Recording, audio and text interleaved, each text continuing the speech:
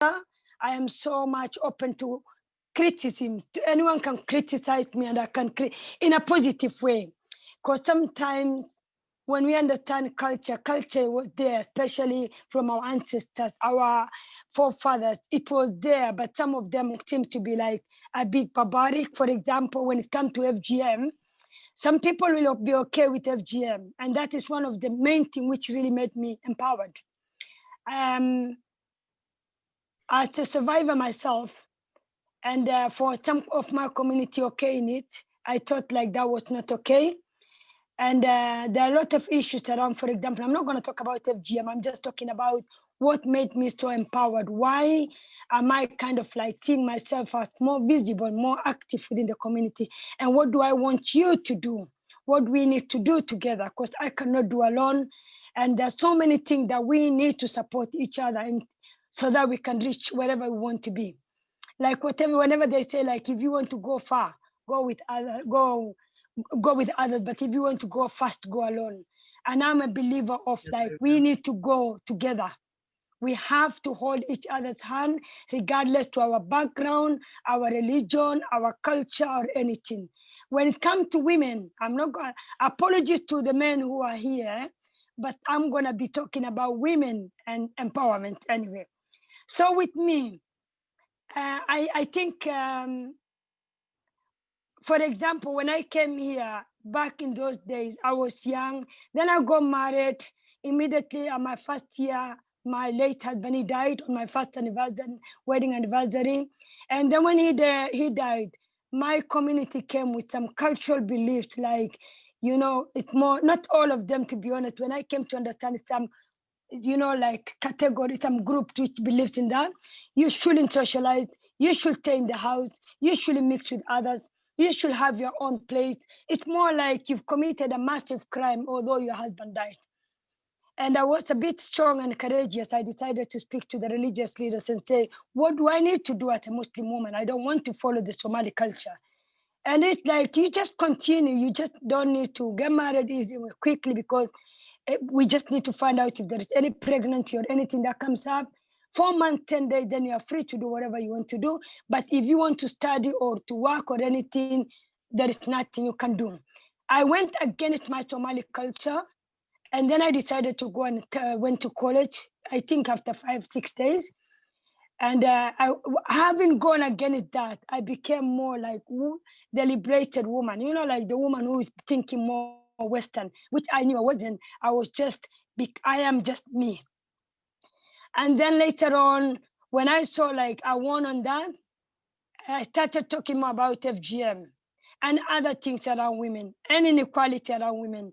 But what made me more, it was I think from 1998, I came to 1997. I was lucky that I was speaking at least English. I wasn't kind of struggling. And I became more like although I did not understand the system, but I was involved in community activities, you know, just to become a befriender and interpret just within. And I continued. I ended up working in an addiction field. I became the only Somalian woman who became more working, a Muslim woman as well, who is working with drug addicts in my organization and that. But what I added into that more was the involvement in politics. And that is one of the main things that I came to find out. Our Black communities, our women especially, I'm not going to add men for now. Our women were very underrepresented. We don't want to sit on the table when we are making, the decision is made. When the decision is made, we start complaining. I have been involved in politics, I think, for the last 4 years.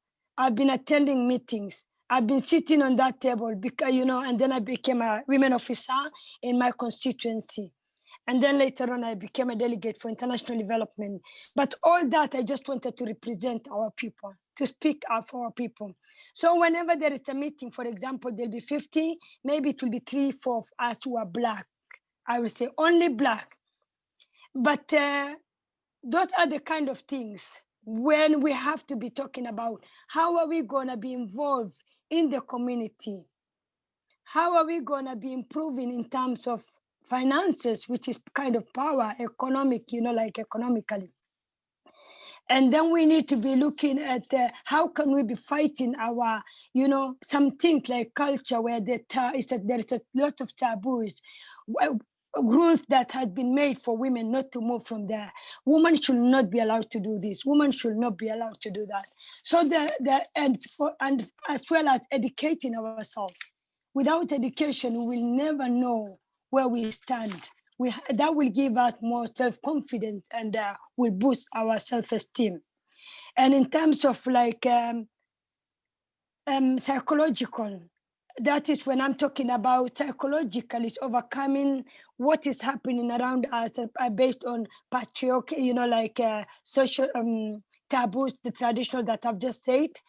And we can do so much, but to be honest, like I said, without us coming together, without us empowering each other, we can never do that. And then, for example, we can ask, how are we going to empower each other? One of the main things I always believe it to say is we need to live by examples.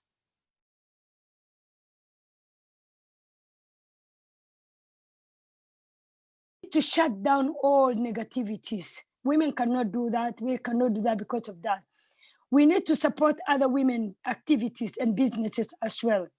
We need to advocate for each other. We need to help each other to boost our, their self-esteem and that.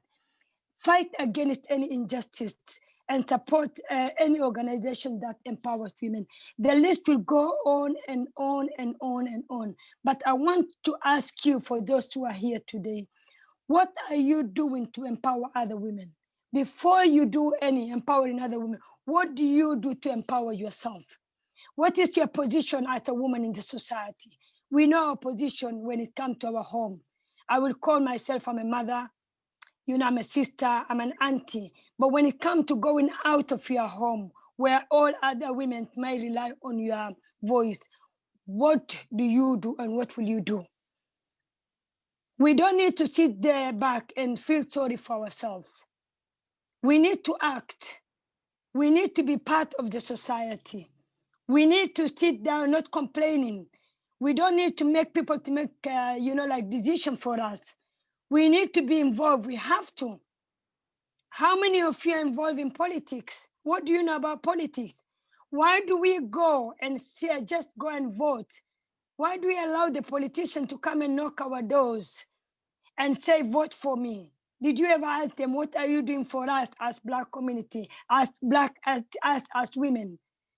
Have you ever gone and asked your MP, now that I voted for you, what did you do? What will you do? And did you review the outcome based on what your needs and your wants around your community? I think we just don't need to be used in one way. We have to use our political leaders as well. And we need to know to be, and by that we just, without involvement, to be honest, there is nothing. I refuse anyone to come and knock my door and say, vote for me. Although I will just say I don't want to influence anyone. I belong to Labour Party, but I know when I say I belong, I know my voice can be heard. I have raised some issues. I will give you an example.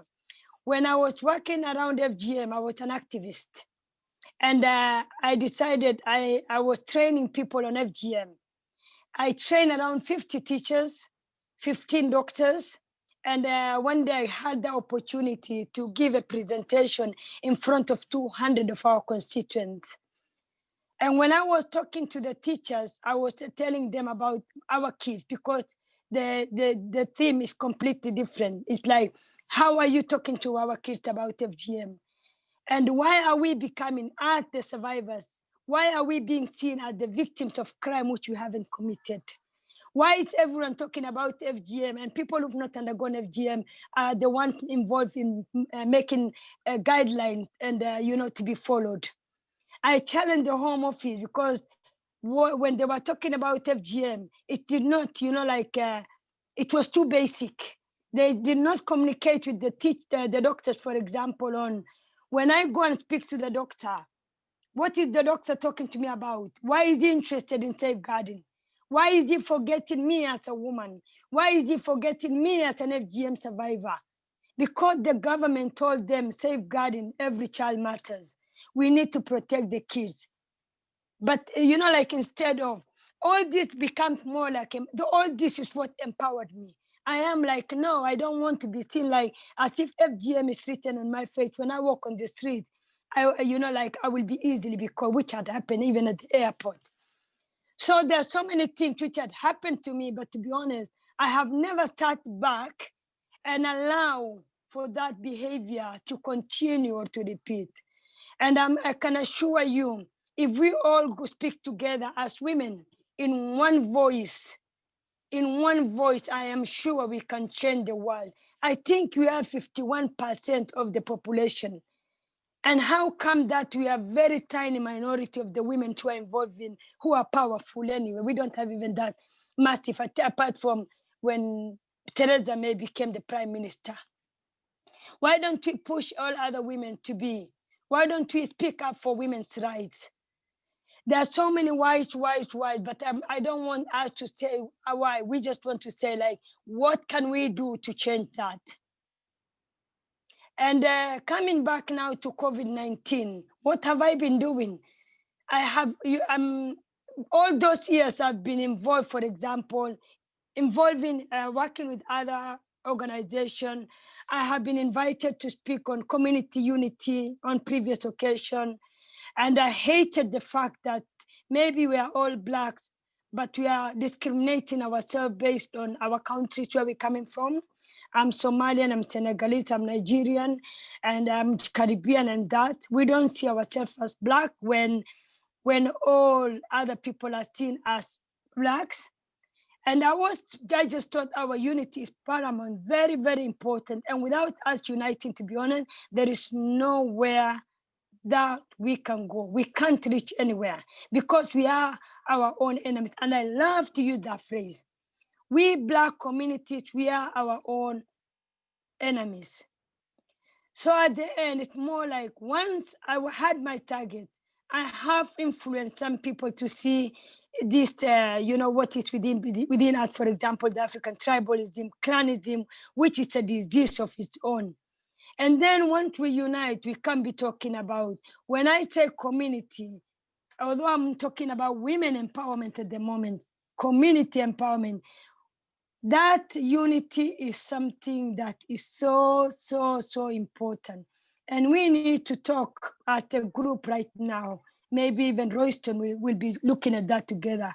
How can we unite our communities? And how can we empower our communities? Based on what I have been doing, I have started a project and I call that Unshackled Dumer. Unshackled means, you know, like unchained. Although when it comes to the word, some people were asking me, it sounded more slavery, you know, like which is unchained or something like that. But I am talking more about women perspective. We need to be free psychologically, financially. We need that freedom. We need to be liberated in so many other ways. So what I have done, I have started a project by Walk with Naima. I walk with Unshackled Dumer. And that I welcome anybody. We meet at the park, we do the walk, and that is to minimize social isolation as well among the women. And then once we come out, we start talking about some issues if they want to, while we are maintaining social distance and confidentiality and all that. And I'm sure there is so many things that we can do. And even now, while we are in COVID, I am doing more like I'm involved still in politics. The reason why I'm saying I hate to talk about myself, but like I said, empowerment starts from you. Empowerment starts from me. I am telling you what I have done, what has empowered me, has empowered others, and what will keep me more empowered and motivated. And then that is just to remind you that we definitely need each other. We can't do it alone. And I'm sure those are the kind of things that I really wanted to share with you today. So unless you have any questions or anything. That's wonderful. Sorry. Did you understand me? I'm very quick when I talk. I know you do talk very quickly. I need to master how to talk slowly. Slow I am very down quick. a bit, yeah. Yeah. I hope you got what I was saying, though. Yeah. Did you, or you want me to repeat a bit more slower? You're very courageous, and I admire you for that. And thank you. Is there anybody who's got any questions? I did hear a voice. Welcome. Sorry, before I spoke.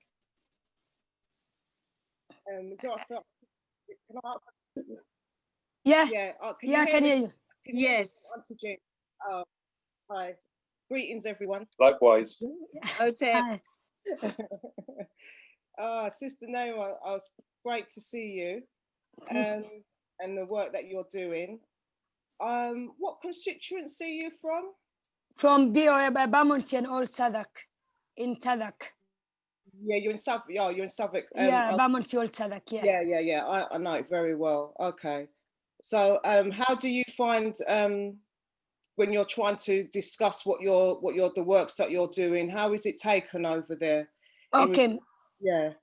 Yeah, the good thing is, because I believe in networking, what I have done was, all the years that I've been doing, I have tried my best to establish a very strong network with my political leaders. And I've been going out, knocking doors, being involved, and then I have a direct link with all my councillors, my MP, and I can assure you, to be honest, even in the middle of the night, if I call them, they will pick up my phone and they will respond. If I share any concerns or anything, I have never felt like they don't listen to me. Right. They have been taken on board, and I always say, more in a positive way. Sometimes it's not what you know, it's who you know as well. Okay. And it's more, and I just came to find out that however much I do, because my presence is there, every meeting I am there, every event I am there, I know what is happening around my community. That's right. And to be honest, I am the only kind of the Muslim or Somali woman who is actively involved. And I think that makes me more visible as well. And I felt like they do respect what I say. In changing the big policies or big thing, I think that I cannot do it alone. That's what I'm trying to say. But in terms of my constituency, I am very, very well aware of what is happening. By the way, I'm one of the executive committees as well. What role have you got on that? Right, I was the women officer, women officer, which I was responsible in organizing and chair in women's women's group within our and then if they have any agenda that they want it to be presented to the main CLP, I have to give them the permission to discuss that. And I have the authority for it to be discussed by the executive committee, because I am one of the executive, and I go and present that. Those are the kind of things which I felt like has given me the opportunity to have that, even that platform. For example, when I was talking about FGM and educating 200 of our constituencies, which are kind of like, by then there were 200 people who came because it was when they were talking about Brexit and that. And among 200, I can say like 40, around 30, 40 were women, but 90% were whites. And for me to talk about FGM and educating all these people, it was something like, a big thing for me. But at the end, it's more like, what do I do? We just do it like, I know, how much do you know about your MP or your councillors? I know very much. I know a lot about it. No, I'm just saying, I'm just asking. Okay. Yeah. So I know there is a very massive challenge, especially in terms of our party. With a lot absolutely. So I know where to play my game and I know where I stand. But when it comes to like speaking up for women and our people and all that, something like I said, I will sit there and say, but I want more evidence. Yeah. And what will I get from the evidence? By more involvement, by our communities and that. Well, tell me which area are you from again, please? I'm Lewisham. Yeah. No, Sham. I work with a lot of I know you do. I know you do. yeah. No, I work along with Evelyn Ward. Yes. I do a lot of work around because I've worked around Deptford area for 17 years. Yes. So with Councillor Kalu, yeah? Councillor Kalu, yeah, and even Councillor Peter from, yeah. That's right. Yeah. So yeah. I will catch up with you in terms of politics anyhow. Yes, yeah. We definitely will. All right then. Yeah. Thank you very much. Thank you. Thanks. Thank you. Sister Patricia, you're unmiked. Naima, just a question. What caused you to become a refugee in the first place? No, because our country, Somalia, there is a massive civil war, and the main cause of the war was tribalism, fighting for power. And then this tribe that, and then there was a catalyst from, I think, the Western world. I don't want to be blaming people for that, but when two people or individuals disagree, there is always someone who takes advantage. So that is what is happening. Tribalism, and up to now, we are still fighting. And I don't want to say we, but that is happening. Up to now, tribalism is the main thing within the Somali, unfortunately. It is tribalism. And see, that civil war, 30 years now. It's been going on. Okay. Yeah. Can you see an end to it? Pardon? Can you see an end to it? To be honest, no. It's a bit hard to, I don't want to be very pessimistic. I'm a very optimistic person, but the way the leaders are going, even now we've got election coming up, although they play, the tribalism is always the main thing to play around. Without that, they're not gonna win. But the young generation is the one which we want to train now. We're just hopeful with the next generation, but it's the generation who grew up in the Western world, not the one in Somalia, unfortunately. Okay, so it's gonna take many years. Okay, because I know you do have to start with for the young to regenerate things, to restructure things. Is there? I know you said maybe from the Western side, the children from the Western side, but what's happening with the children in Somalia? Is there teachers? Is there people who's trying to show the young ones? To be honest, right now in Somalia, it is like survival for the fittest. It's more like me, myself, and I. Okay. Talking about, there are some who are role models. There are many people, obviously, not everybody kind of like had that mentality of tribalism. We had a very good movement, which was anti-tribalism movement. There are some individuals, but it is just a very, very tough thing to kind of like to address, and that we just pray for peace and love and unity. Okay. You said it's been going on for 30 years. Pardon? You said it's been going on for 30 years. For 30 plus, yeah, since 1990. 1990, yeah. So do you know how it all started? What was the starting point? Do you know? What was the starting point? I don't, if I start saying, they might say, oh, because you belong to that president, you belong to the other. So sometimes you have to choose. Although with me, I have been talking to the Somalis myself about unity. But what was happening was, I think the former president was there for very many years. They called him like he was a dictator. I don't know if he was. I was anyway somehow young, and I did not know so much about politics by then. And the others just started saying, we want to be part of that as well. So they wanted to do some coup and that. And I think it was more why our tribe, we never had that power. We need to be the one who is taking over. It's only about more tribalism, to be honest. I will use that word. Yeah. Can I bring your questions back to the subject that you're talking about, if I may?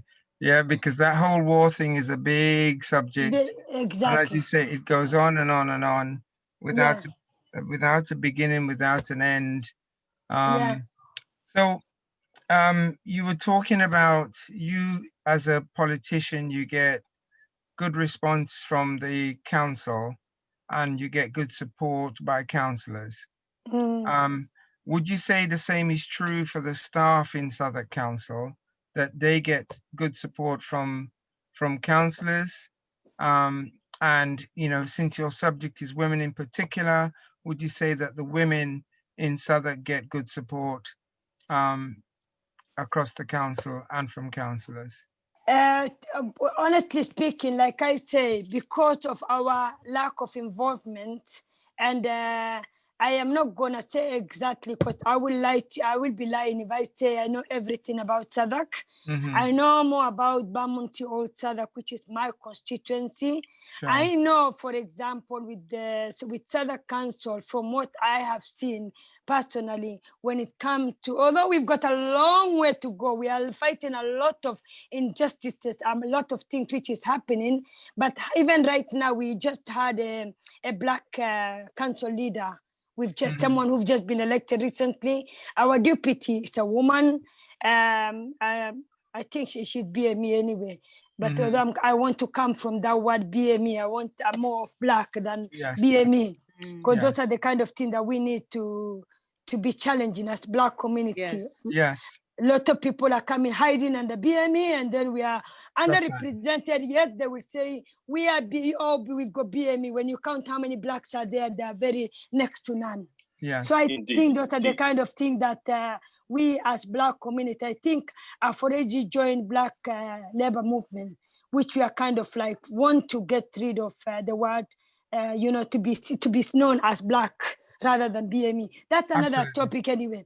So what, coming back to what you say, we will, I will be saying, like, I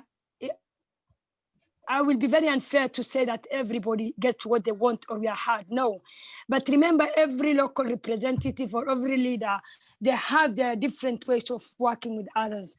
But for us, if we raise our issue, the problem can only be known when you share and you speak to others about it.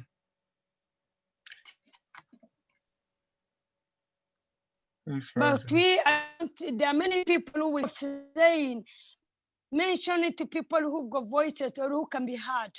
And let's come together. But like I said, I've just lived in Southwark. I moved to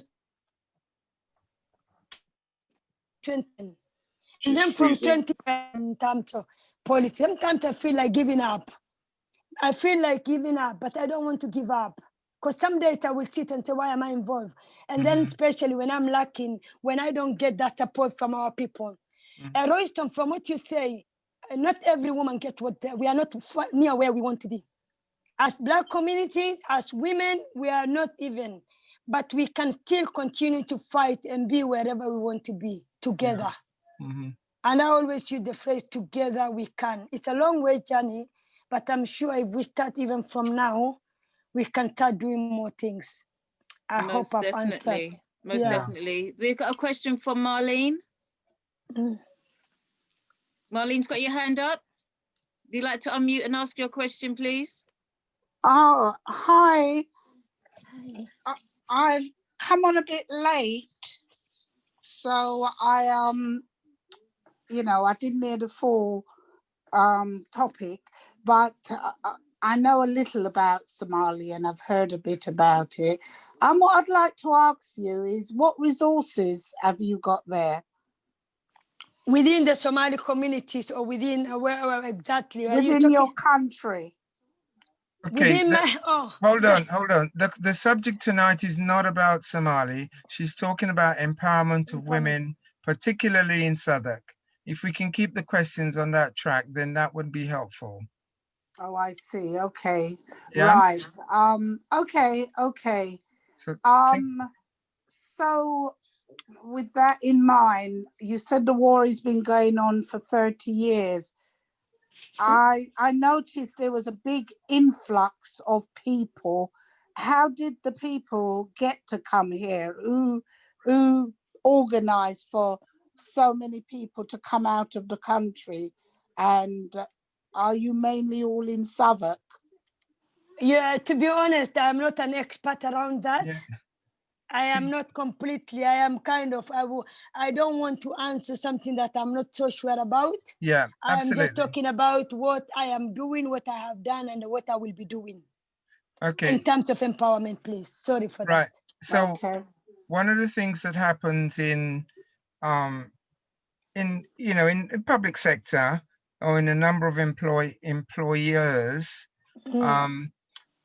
Black staff and women can often get a raw deal in that, are often at the bottom of the pile, often would be the first to be disciplined, in the organization would be the first to be made redundant. So what do you know if Southwark are doing anything to protect Black staff from that phenomena that happens, in order to not just have all the Black staff leave when there's a reorganization or something like that happening? Anything? I think those kind of things I might kind of like go back and ask more about that. But for example, when you're talking about Black or women and that, it had happened to me where I was working for 17 years, and it was more like and not even that kind of like disciplinary or something. Someone just sees you as a threat, seeing you like you are doing so much or more than them, and then trying to find things. And I wanted to be an example to fight the case and go further. But to be honest, when I looked back right and left, I just thought that I wasn't getting that kind of support. And when I said support, it was like too much stress.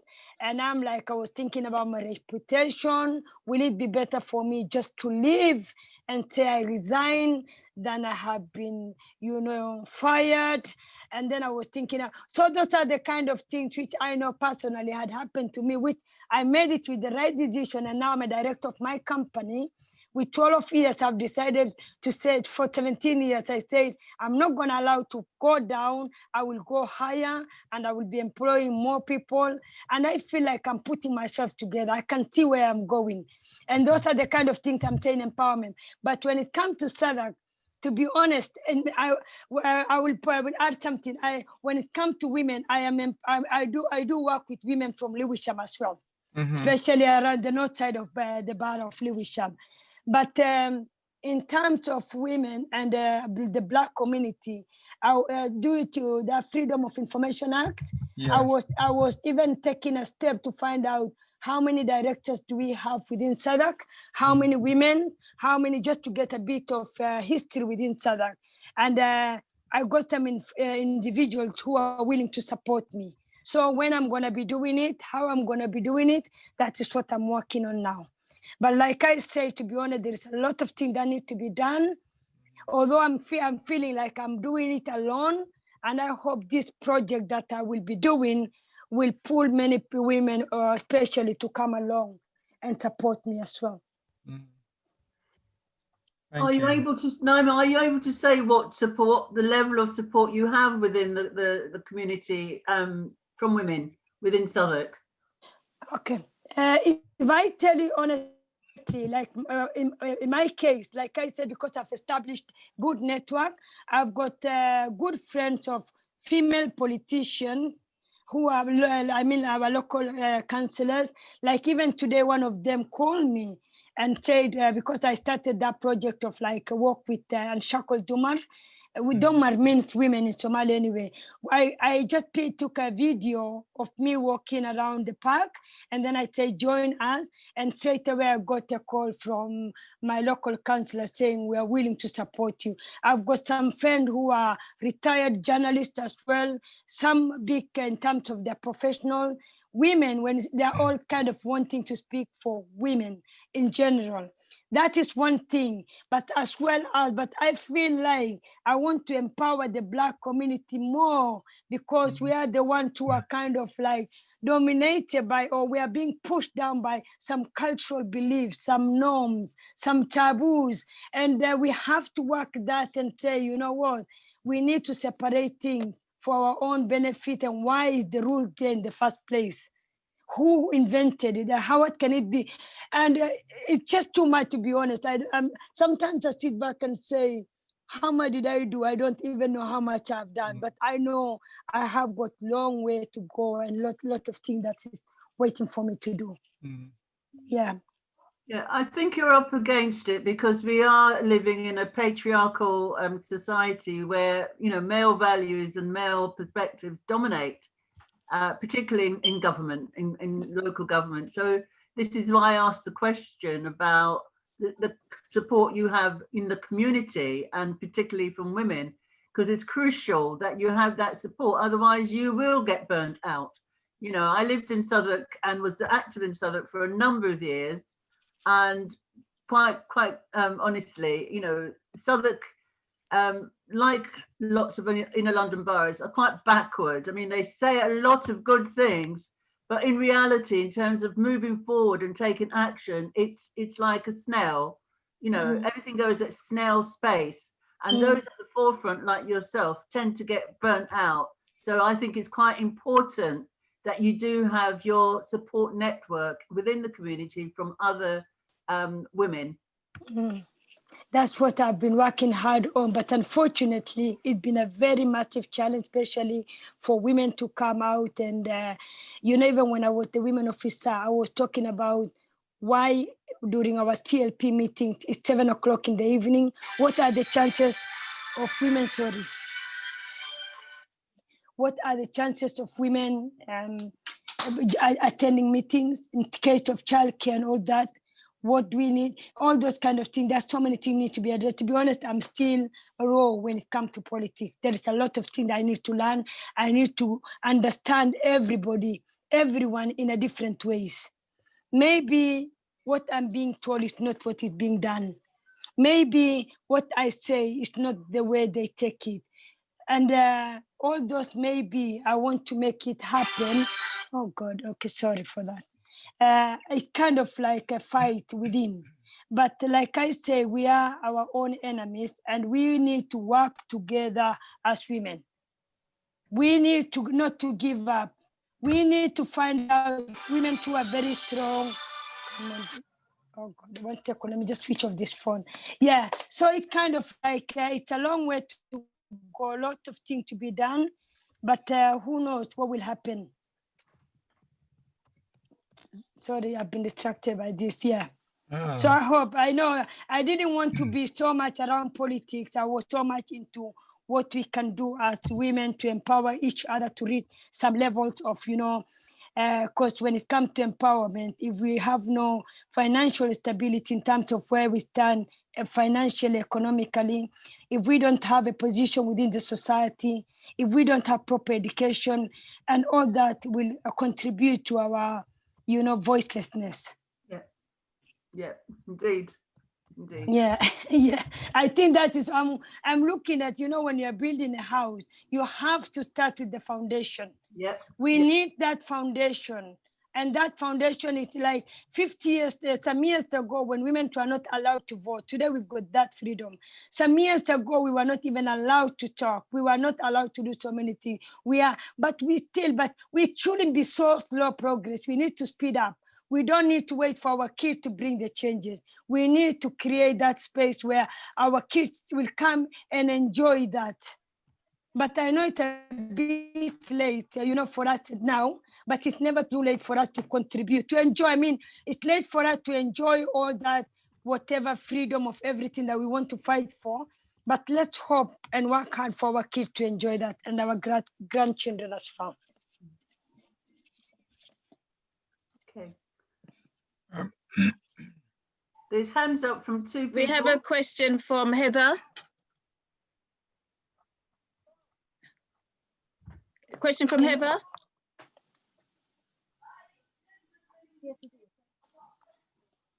Hello, good evening. Good evening. Yeah, I'd like to ask 2 questions first. Do you see yourself as a woman first or a Black woman first? Wow, that's a big question. I've never been asked. I think how I see myself as a Black woman. You know, when you come, it's kind of like both as a woman and as a Black person, as a Black woman.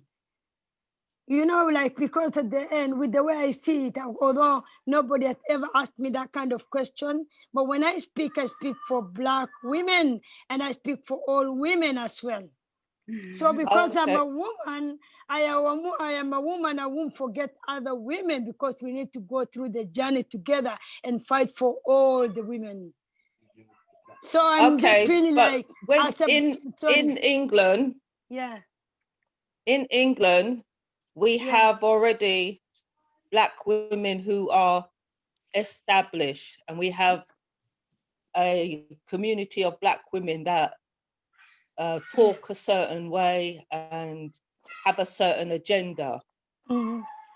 So do you see yourself as being able to integrate into the Black culture that is here now and be able to move amongst Black people and not see yourself as a Somalian other?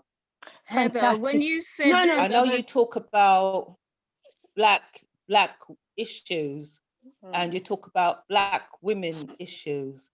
Yeah. Again, how do you see bringing in the Black man to help support us and move with us? Because we can't talk about men and women, we have to talk about unity. Okay, that anyway.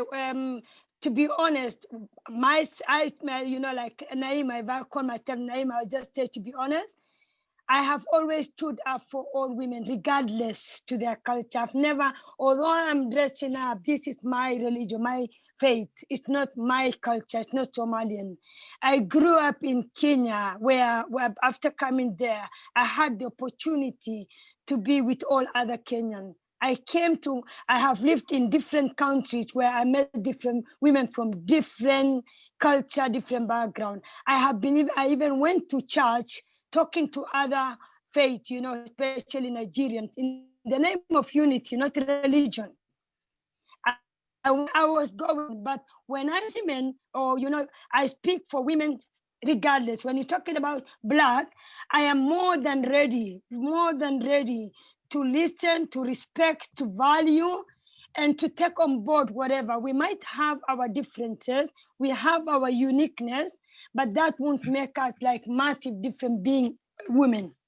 Because what I am going through as a woman, you might go through it in a different angle.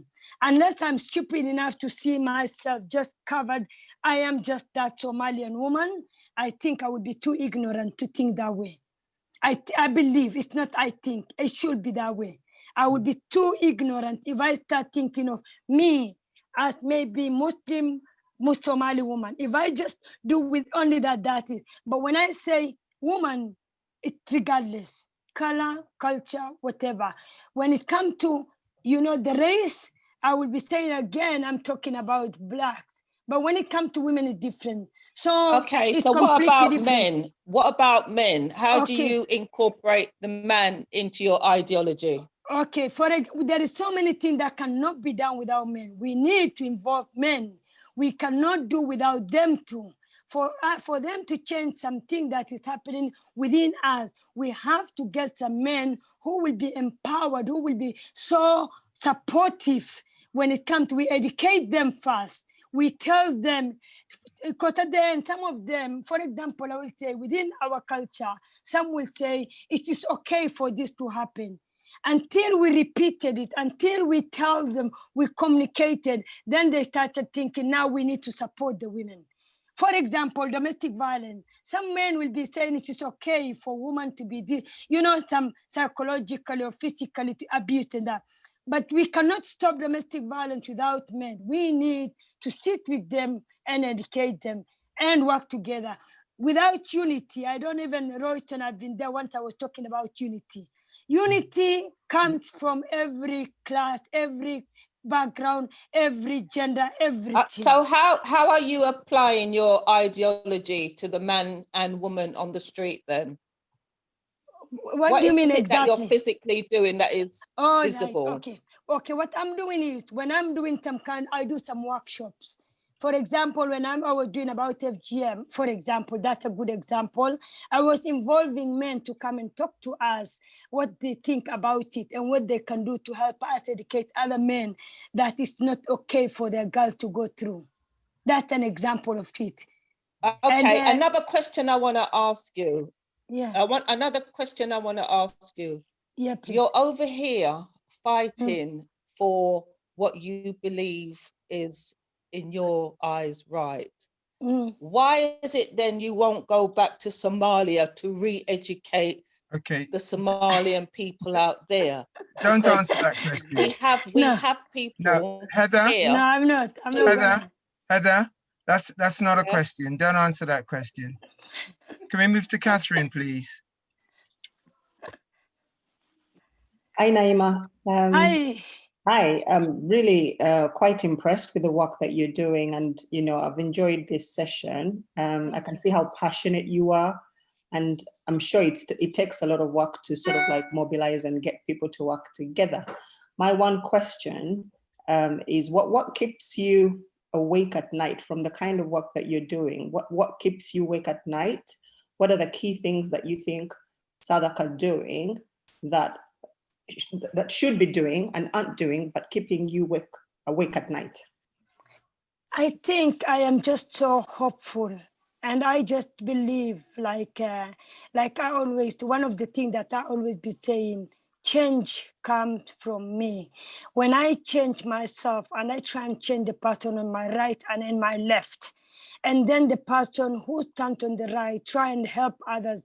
And I know sometimes like I have been doing so much in terms of things, but I am just hopeful. I work hard for the next generation. I want them to get what I did not get. I can see many women are crying. We are still crying. I will say we are crying. There are some things which happen to us, which shouldn't be happening. But I refuse to say, I will just sit back. There is a saying in some, I'm not saying, I challenge that. They say a woman whose pillow won't be wet because it's not a woman. That means a woman who cannot persevere. And you need to cry, that will make you stronger. But I refuse to say I will cry without taking any step. That is one of the reasons why, although I'm a mother of 4, I've been working full time. It was until I made that decision to quit my job and I have the freedom of like doing what I want. And for me to call myself a director, it's not like I want that power or name. I want to feel it more like I have made it. Why will you not make it? And how can we support each other to move forward? So there is so many things which based on my personal life experience, from how I'm being treated at home, at work, back home, on the street, everywhere, by my own, Somali, by other our fellow Blacks, all, like other African community or Caribbean. We all have something that later on I just said, you know what? We need to make some change. And I was ready to make it more like stand up and speak up for everyone, regardless. So that is me. I hope I've answered your question. Thank you. Thank you. There was a hand up from 4M. There wasn't a name, but it said 4M. Do you still have a question? No, that was Catherine. Oh, that was Catherine? No, there was a 4M, or you changed to Catherine? That was Catherine. Okay, okay. Okay, 4M. Hello. Who's calling? What's your name? Hello. What's your name? Hello. What's your name? Shaz. Hi, Shaz. Good evening, everybody. Evening. The question that I would like to ask Naima is, there is a culture. Again, I'm someone that knows a lot about Southwark as well. There's a culture in Southwark of young women who are not on the electoral register and don't want to vote. What are you going to do about them? Those are the kind of things that, to be honest, when I was a women officer, I keep on asking. I've been asking, the thing, like I said, although I've been a women officer for 1 year and it was within Southwark. And we, like I said, because we've got some ways, a long ways to go. And we need more involvement, to be honest. We need more people to come on board, because I have got no clue what is happening. Like I said, I cannot talk for whole Southwark. I don't know everything that is happening around Southwark. I know about Bermondsey area, my area, Bermondsey Old Southwark. But still, I'm not going to say Bermondsey Old Southwark is all that perfect. But based on our involvement, a lot has improved. So unless I put some question and then I try and work out, but like I said, unfortunately, I cannot do so much alone. In fact, today when I was coming here, I wasn't talking about politics, but because this is what has empowered me to be where I am, talking the language that at least has made me understand what is happening. So I think those are the kind of things that I will go back definitely and ask each local representative, please. But the reason I ask is because there are a lot, I know there are a lot of young Black women who are concerned about their children and the future, and they're concerned about crime and all sorts of things. I remember speaking to a young girl on the bus a little while ago, right? And she didn't think she could make a difference in her community. And I made a suggestion to her that she write to the mayor. And she was like, I can't do that, you know. And those are skills that women need support to learn, because a simple thing like that can make a difference in the community. And lots of young Black women have taken this on as well. And my suggestion to you is to do a bit more networking with the younger generation. Okay, can I, maybe I should answer you that, you know what, sometimes what I came to realize, like if you remember what I said at the beginning, we are never there when it comes to the disease. You know, we are not involved. When I say we are not involved, for example, if there is a problem, what are the people doing about it? I cannot, for example, I am one of just an activist, and I took my own initiative to address the problem in my own ways. I've been calling people to be involved, to come in, to get to know people, to be, like, for example, for you to say, speak to the mayor. Before they go to the mayor, there is a protocol, a process to follow. You start from the mayor cannot just deal with individual cases. By the time he gets, maybe, I'm just saying, just as a, for example, but if, for example, the more we are involved, we established our strong network. I would say, for example, in my case, where I have worked with all the political leaders, our area representative, when I speak, they will listen, or they will even have that time to respond to me. Why? Because I have given all my time and my energy, and I've been visible. So at the end of the day, I always tell people, let's stop complaining when we are not sitting on the table with others when decision is made. We need for our voices to be heard. All these people, I will say, they're born here. They've been raised here. They're in, maybe in 20s, 30s. What are they? What do they know about politics? For example, even I have my boy who's 20 years of age. When I ask him about politics, because he's not interested. He's completely different from my way of thinking and involvement. But he's somehow lucky because I keep on talking. He can hear me talking about it. Now you as a parent, you as a sister, you as an auntie, what do you do to inform your family and other people around others about people around you, communities around you, services around you? What do you know about everything that's around you? Those are the kind of things, yeah. You speak the truth, sister, you speak the truth, because it takes one person to make a difference, to inspire others.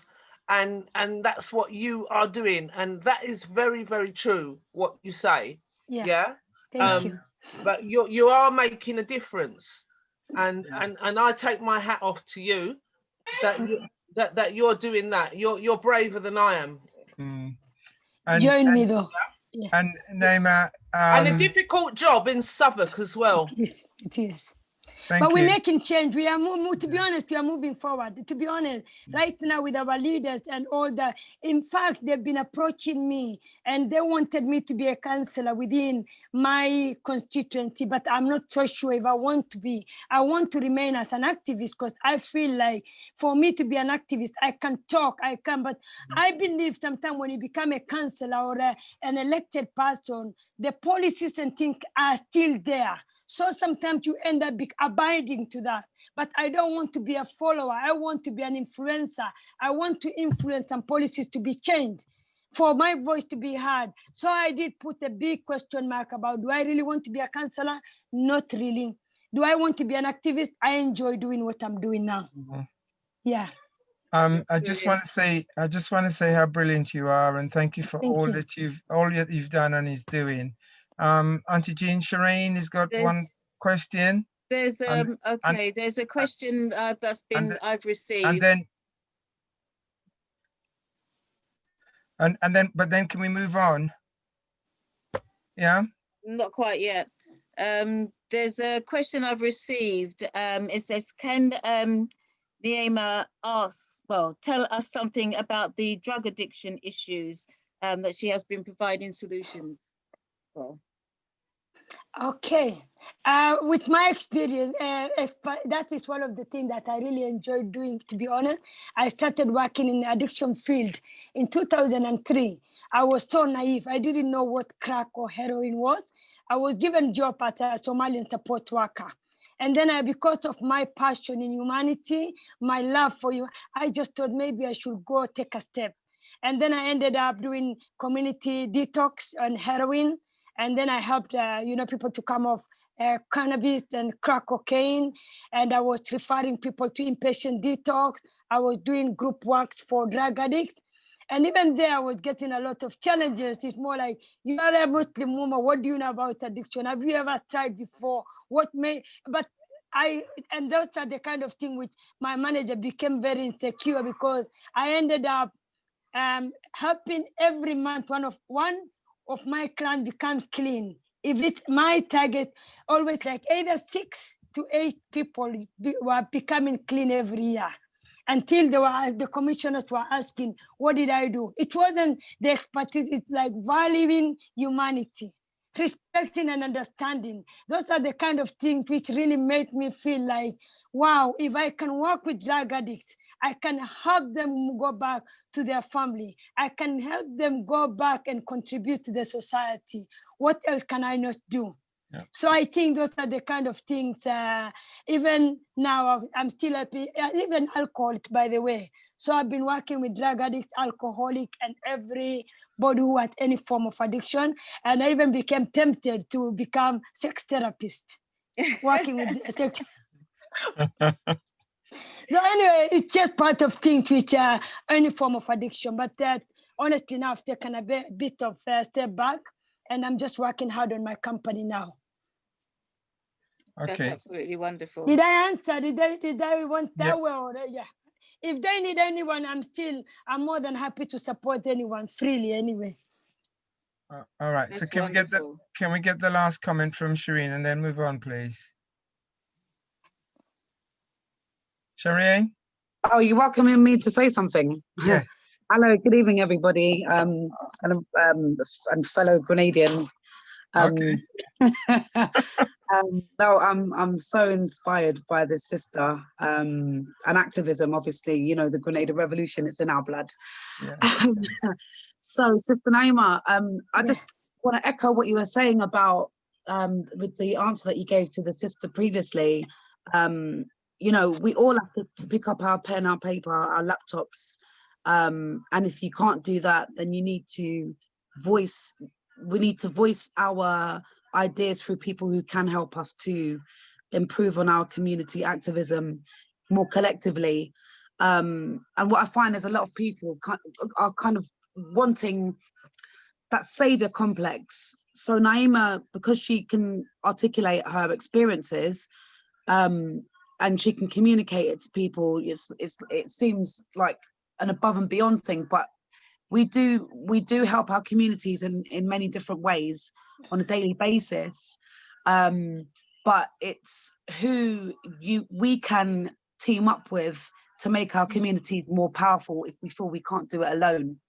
And so I'm from West London, and there's always been a kind of activism and a community social element here, and you know, we're currently as a community working on institutional racism issues and other issues, other social and political issues as well.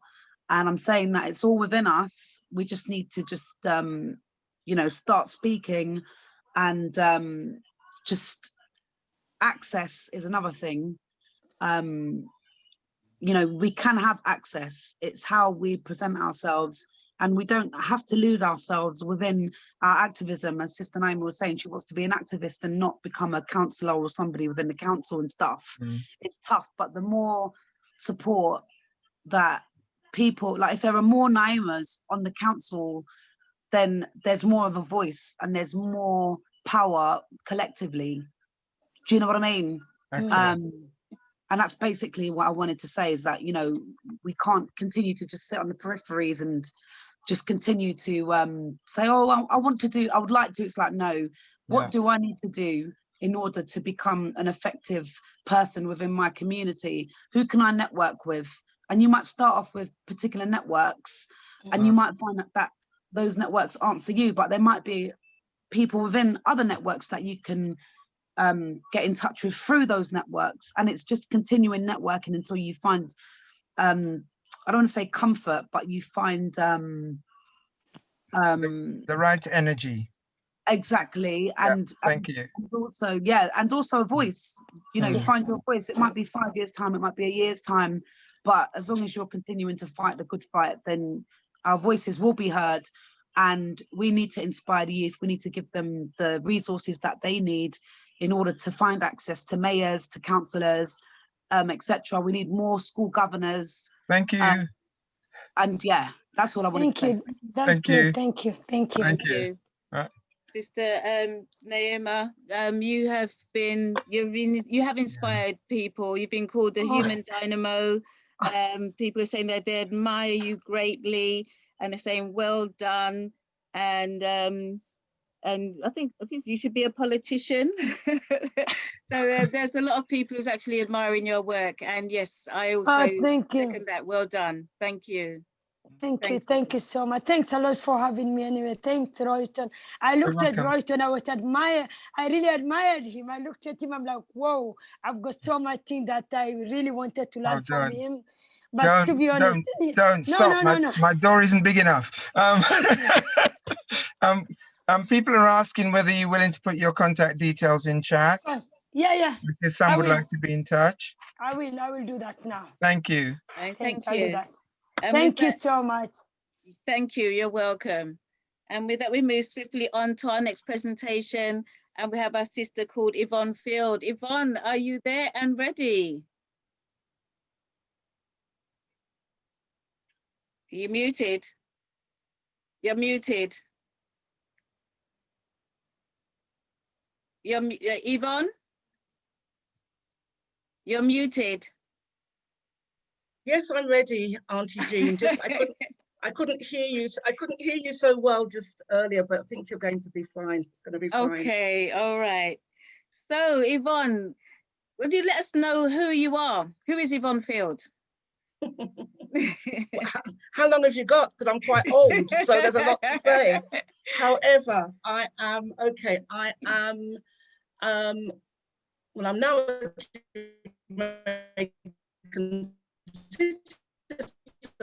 you're born in breaking Lewisham up. Hospital, have Sorry, 9 siblings. You're going to have to rewind a little bit. You broke up just as you started, so you're going to have to rewind. Sorry. Oh, okay. Let me start again. So then I was saying that, who am I?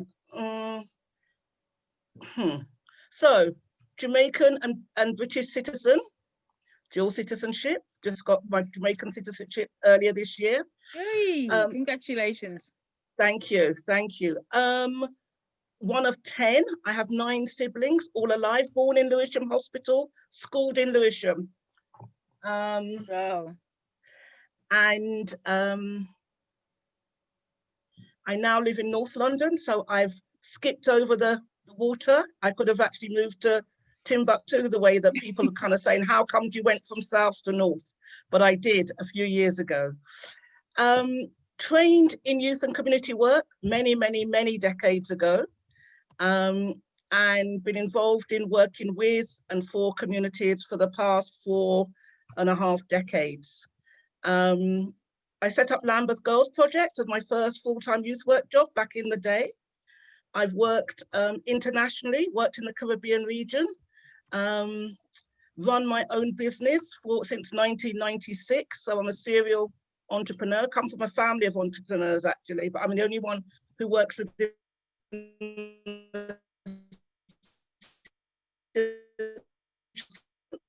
Africa, is in Nigeria, and which is not, obviously there's a lot happening there at the moment, but she's fine, and you know, our family. That's not.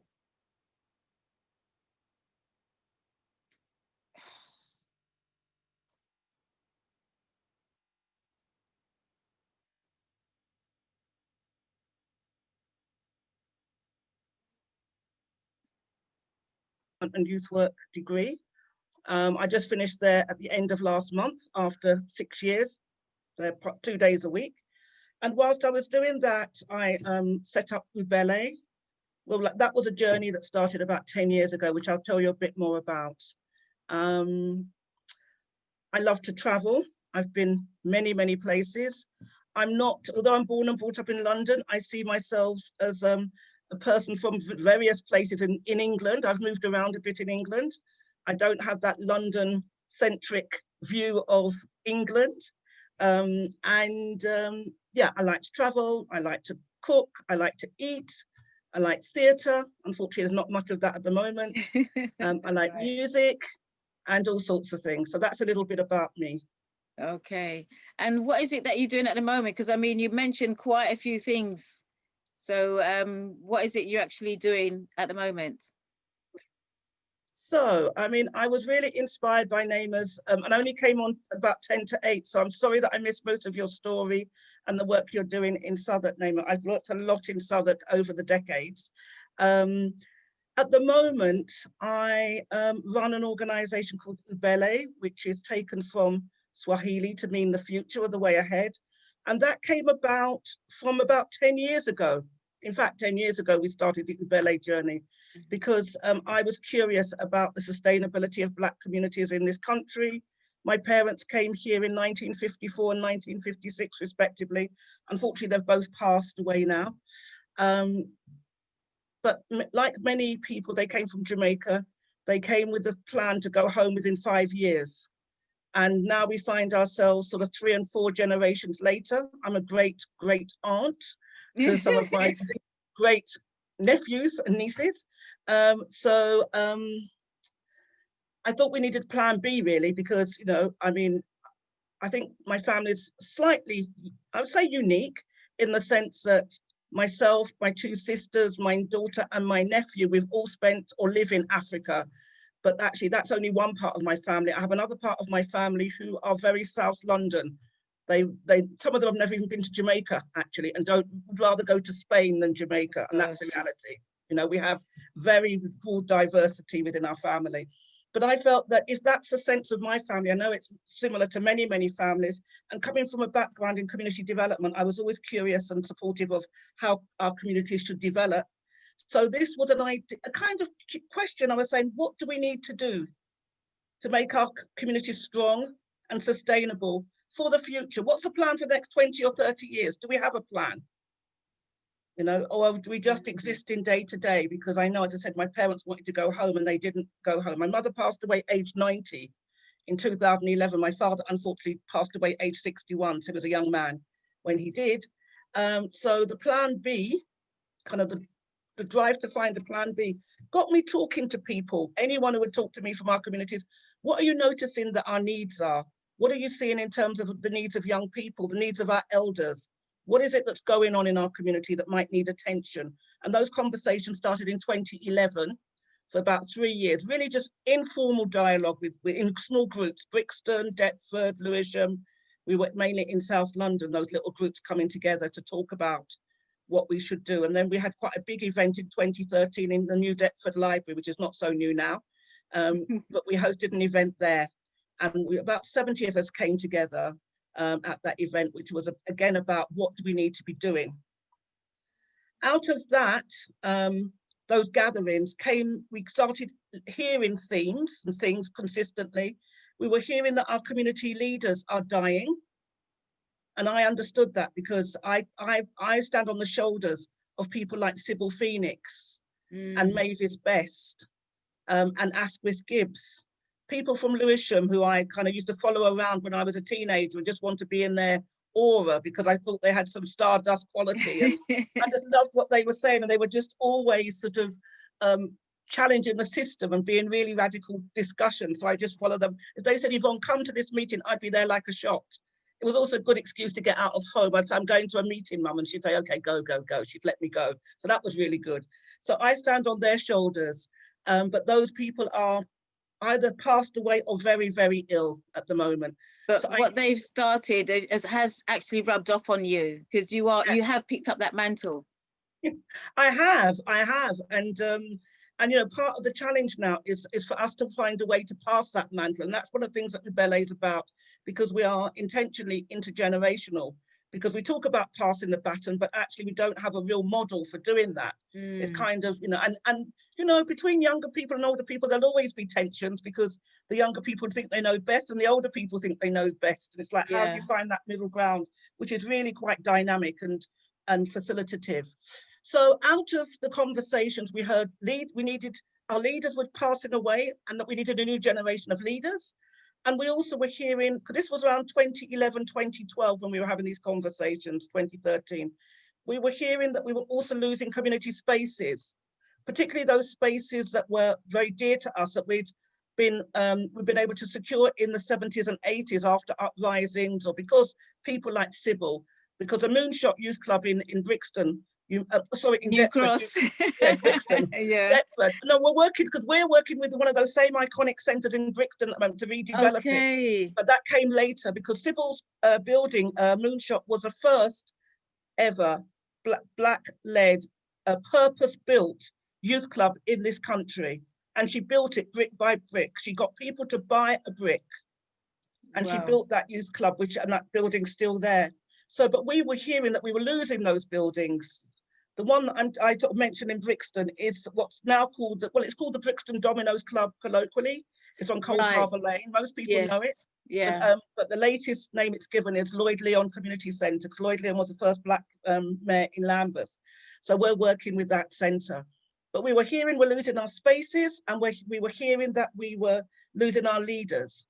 So out of that kind of just listening, we then did a piece of research in 2015 and did a report called A Place to Call Home. And that looked at a number of centres around the country that were in a similar state to the Lloyd Leon Centre, and others, looking at where they were across the country: Liverpool, Bristol, Birmingham, Manchester. They've all got centres, Millennium Centres and Marcus Garvey Centre and West Indian Cultural Centre. You just have to go to these cities, places of Nottingham and Leicester and Watford. They've all got centres, that are elders secured for us. So we realised that those centres needed a new model if we were going to keep them. And I'll tell you this, the ones that we found that had been secured and were owned by the organisation, and not that many, predominantly had been done by women. One of the things we found when we did that research were that women were the leaders. They may not be leading from the front, they may not be the chairs of the management committee, they may not be the treasurers, but actually they were the ones who opened those buildings week in, week out, weekend in, weekend out, cleaned the buildings, did the food, made people comfortable, opened the rooms, brought in groups, and they were often the secretaries taking the notes, if they were on the board at all. Right. So we realised that there was a need for a new model for these centres, that we needed new leadership to come through, to manage these spaces. We needed a sustainable model that had enterprise and entrepreneurial ways of development. And that's what we've been working on for the last 5 years, really, slowly, but we've made some headway. I'll tell you a bit about that in a while. Okay. Well, I suppose we don't have to wait about the headway. What is the headway? Because I know that is the headway, you had a centre, was that up in, was it North London? Right, so we got involved in campaigning as well as developing of centres, because I don't know if you know, but everything that happens in London at the moment in terms of developments, what you see going on in Brixton and Deptford and Peckham and New Cross and Tottenham, where I live, and so on and so forth, it's not just incidental, it's not coincidental, it's planned. So there is a plan for London called the London Plan. It started under Ken Livingstone, actually. And at the moment, it's a 25-year plan under Sadiq. And the plan for London shows which areas of London are going to be developed. And you actually can look on the map of London and see that the development to 2040, is going to include places like Dagenham and the outer London boroughs and so on and so forth as part of their plan. So what we did, we got involved with a group called Just Space. Just Space is a campaigning group, about 100 small community organisations from across London are part of Just Space. And the idea that what Just Space did was produce an alternative community-led plan for London. Okay. So we got involved in that planning process for London, and we challenged actually we challenged Sadiq Khan this time around, but we were involved in challenging the London plan and saying that, you know, we talk about gentrification, we talk about, you know, getting communities involved, but we know that our communities, particularly Black communities, have not had a stake in what's going on. They've actually been, you know, either at the worst, they've been bystanders just watching, and at the worst, they've been pushed out. Yeah. And so we were challenging the London plan. And then one of the people involved in some of the work we were doing asked if I would facilitate some conversations about space and food. And so invited me to go to Wolves Lane Centre, which is just up the road from where I live, but I was new in Haringey at the time, so I didn't know the centre. And over a couple of years, we got involved in helping to develop that centre. And now we're one of 3 organisations that are stewards of the centre. And it's a 3.5 acre growing site with glass houses, a palm house, a bit like a very rustic, very rustic Kew Gardens. And it's got allotments, and we've had markets and events, and we grow food both for social commercial purposes as well as community purposes. We do meals, we have meals that we deliver to local community. We're there because of leadership development programs and because of our enterprise programs and approach. And because we're damned if this place will be taken over by a group of hipsters. It will not be taken over by them. So, and it's a beautiful place. It really is nice, because I remember going there for the opening, but unfortunately I haven't been back, but I'm sure it's moved on in leaps and bounds. I think I've been there twice since your opening. It has moved on because we've got significant investment from the Mayor of London to do development there. And we got £600,000. But the development is about a £2 million redevelopment on that site we want to do, to build a big community space. We've got a barn, so redevelop the barn, offices, all sorts. And we're working with a colleague of mine who's Colombian. He's one of our 2 architects. And then as a result of that and other work, we got asked to step forward and to support the redevelopment of the Lloyd Leon community space or the Brixton Dominoes Club in Brixton. So we ran an event the other day, last month, which was about reimagining a Black-led community space for Brixton. And we got the leader of the council and architects who are going to bid for the work. Actually, someone's put down about the West Indian Cultural Centre. We've been in touch, we've had conversations with them as well, actually, Jacqueline, so I can talk to you about that maybe offline at another time.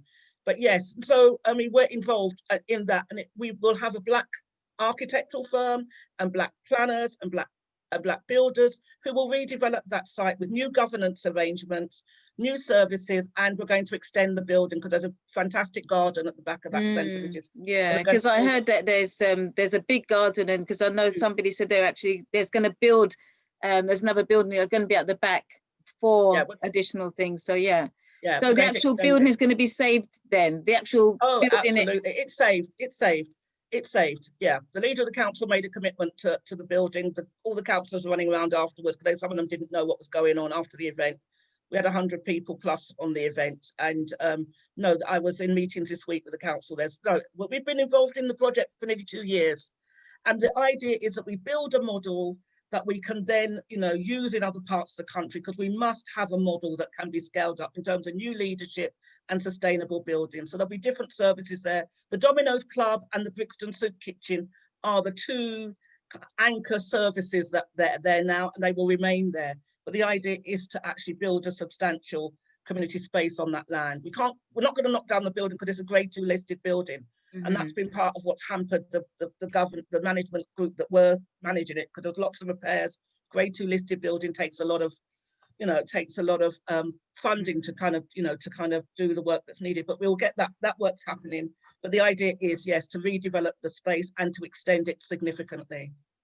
Yeah, that's absolutely wonderful.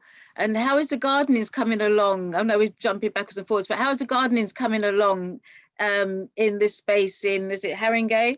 Yeah, so one of the things we did, I mean, it's amazing. One of the things we did, I mean, Ubele aren't growers, we're not gardeners, although some of us are interested in gardening and growing.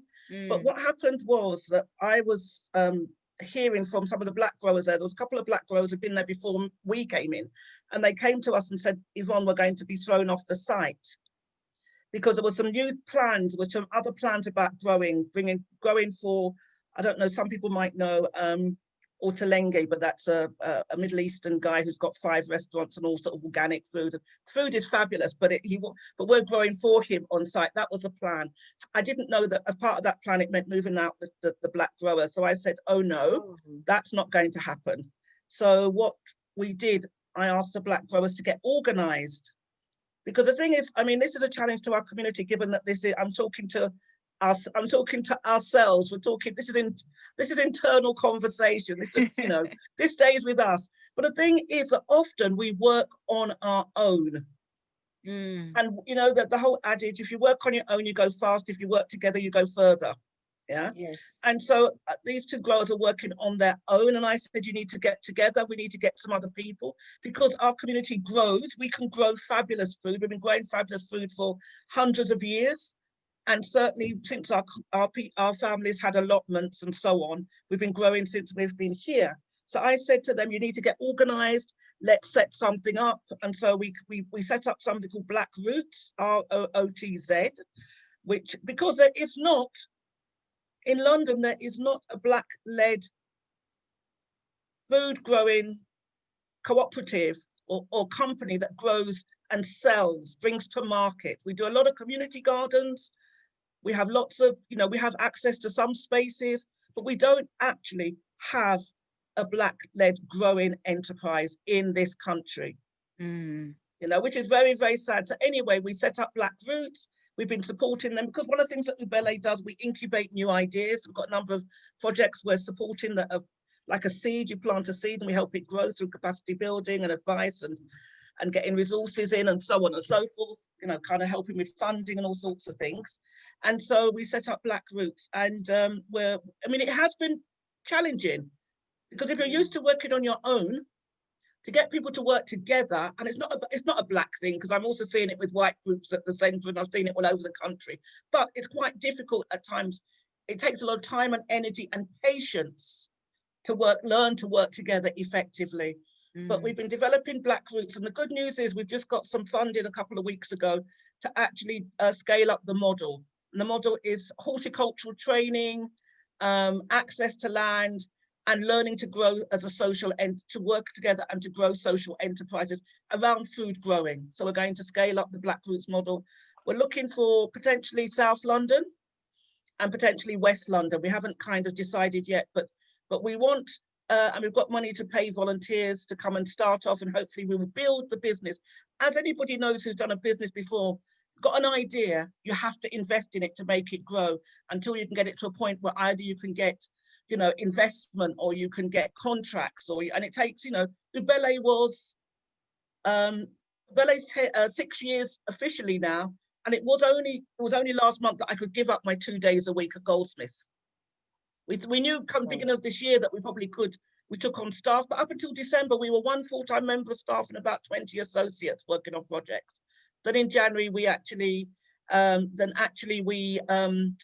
in January, we took on some of the associates into staff. We had a big European contract, and then COVID hit us, so we had to make them all furlough them. And then bit by bit, we brought them back in, because certain things kind of were lined up before COVID that kind of came in during COVID, which I can talk a little bit about in a minute. Yes, yes, please. There's a question from Heather about who gave us the money. The money for the food growing project came from Future Farming. And they put a call out for projects that were innovative, really. And there isn't one, this is the only one of its kind. It's called Roots, ROOTZ, Roots into Food Growing. And so we're going to develop the model and then hopefully, well, in 3 boroughs, and then scale it up, hopefully nationally. I mean, that's the plan. We have to get our young people, growing, both to feed themselves and their families and communities, but also to trade. Most As I definitely. said, I come from a family of entrepreneurs. 10 of us, 8 of us are entrepreneurs. I'm the only one in the social space, but all of my family have their own businesses. So it's, yes, it is organic food. Absolutely. There would be nothing else, Josephine. So yes, no. So we've got the Roots. We're going to develop the Roots into Food Growing project because we've got the funding to start that off. The Black Roots model. The food growing, I mean, when you come there, it's amazing. I mean, it's so therapeutic, and it's just like, you know, to pick tomatoes and eat them as they're on the, you know, on the vine. It's just amazing. And every part of the season, the site changes from spring and to summer to autumn and winter. It's just, it really is a bit magical, to be honest. I feel very humbled and privileged to be on that site, to have our offices are on that site in Wood Green. So come and visit us, please come and visit us. We're very happy to host everyone to come down there. We most definitely will be coming down. One of the questions was did the doors open for you? I mean, how long and how hard was the actual trek to get from how you started or where you started to where you are now? I mean, as you said, I know it wasn't easy. Yeah, I mean, did you have help? You had a team behind you? Did you learn as you go how to go for fundings, or have you got somebody to do that, or how did you go about all of that? Okay, well, my professional training is community development and youth work, and then in the 1990s, I actually got in. I set up a consultancy and training company, which was for profit, which was private. So I built a team from scratch.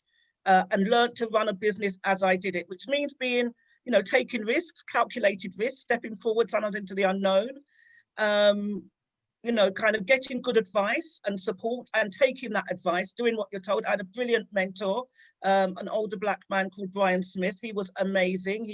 I would call him at 10 o'clock at night, crying down the phone that what I couldn't do, should have done, would have done, or if I'd known better. But he was a real mentor to me in terms of developing the business. And then in the early 2000s, about 2004-5, I went and kind of felt that I needed some new tools in my toolkit. So I did a second master's degree at Surrey, and that gave me a lot of new tools, like to work with communities and to do social change work, actually, and with groups and individuals and organizations. And I met some people when I was doing that second master's degree who kind of introduced me some new tools and new other tools and ideas. And so it was out of that I kind of became curious about the sustainability of Black communities, because I knew I had a question that was kind of bugging me that I wanted to find the answer to. It has been inordinately hard work. There's no doubt about that. If you are a 9-to-5 person, do not even think about setting up a business. Don't do it. And it's okay to be a 9-to-5 person, but somebody needs to do 9 to 5. Yes. But the thing is that if you are prepared to work 7 days a week, early mornings to late evenings, prepared to take risks, you know, to sort of calculated risks around money, around opportunities, around networks, around partnerships, around ideas, then, you know, then it could well be for you. But if you're not that kind of person, because you actually need security, and I said there's nothing wrong with that, because actually we need people who go into jobs and stay in those jobs and do the work that's needed to support. But if you're not that kind of person, and I'm just not that kind of person. I spent 6 years in local government. I found it really, really hard. I didn't like it after about the first year, but I did stay. And then that was in the 90s. I was called the morning that Stephen Lawrence was murdered. I was called at 9 o'clock to say another Black man had been murdered. I didn't know it was Stephen Lawrence at the time, because I was working in Greenwich, and I was based in Woolwich, and he was murdered in Eltham, as you would know. But actually, you know, I was involved in managing the adult and youth community education and youth services. I was involved in managing that for 6 years, but I didn't like it, because I'm actually I'm a bit own way, as Jamaicans would say. I like to do things. And in local authority, you can't be really own way. You don't really get very far. I had a pretty good job, but still, I didn't like councillors getting involved in my business and telling me what to do all the time and all of that. So I had to, eventually I took a risk. I left a very nice local authority job, and I got a 3-day-a-week job at Goldsmiths back in 1996. And it was 3 days, it was part-time, but I knew I had to work full-time. And I started doing consultancy from then. And actually, I mean, I was really fortunate. From day one, I got consultancy assignments, worked in Peckham, setting up Peckham Youth Training Initiative at the time back in 96. And it got to a tipping point of within 3 years of where I was like literally working 7 days a week, both at Goldsmiths and doing the consultancy. And I had to decide to leave Goldsmiths and set up my own company, which I did back in 2000. And it's almost like it's gone full circle, because I went back to Goldsmiths in 2014 for a day a week. Then I did 2 days a week. And now I've just stepped out of that, but I have got a team. And there was always a team of people with me from the beginning. I mean, just in terms of those conversations, certain people would always pitch up for the conversations. And now Michael Hamilton, who was there from day one, is my director, works with me. Carl Murray, he's been there since day one. He works with me, and he was actually head of youth service in Southwark for many years. Carl Murray was, and there's other people who came in 2011, 2012 who are still very much part of Ubele. Wow. Can I just say one other thing that I've not touched on two things in terms of our work? You know, I was about 5 years ago, somebody introduced me to a charitable trust. And this is about funding actually, and to get some development money just to start off Ubele in essence. And a white funder said to me, Black groups can't be local. I said the ambition for Ubele is for it to be local, regional, London-wide, national, countrywide, and international. And he told me that Black organisations can't do that, can't be that. And I said to him, just watch this space. And when the CEO said to him, you must, Yvonne will give you the development money for 6 months. He went away and decided that he would not do that, even though his boss had told him to. And he said, we'll give you £5,000 to write a business plan. We wrote the business plan. We've never really looked at it from 5 years ago. It just stayed on our system. But now we're actually local, regional, national, and international, because in February we got appointed as the Black and Minority Ethnic Infrastructure Group for London. Wonderful. So we are, although it was around community assets, we came in to support 12 assets in London. That's what the proposal we put in, which we got. But then COVID happened in March. This was in January, February, we put this proposal in, but we didn't start it because we had to then start doing work for COVID.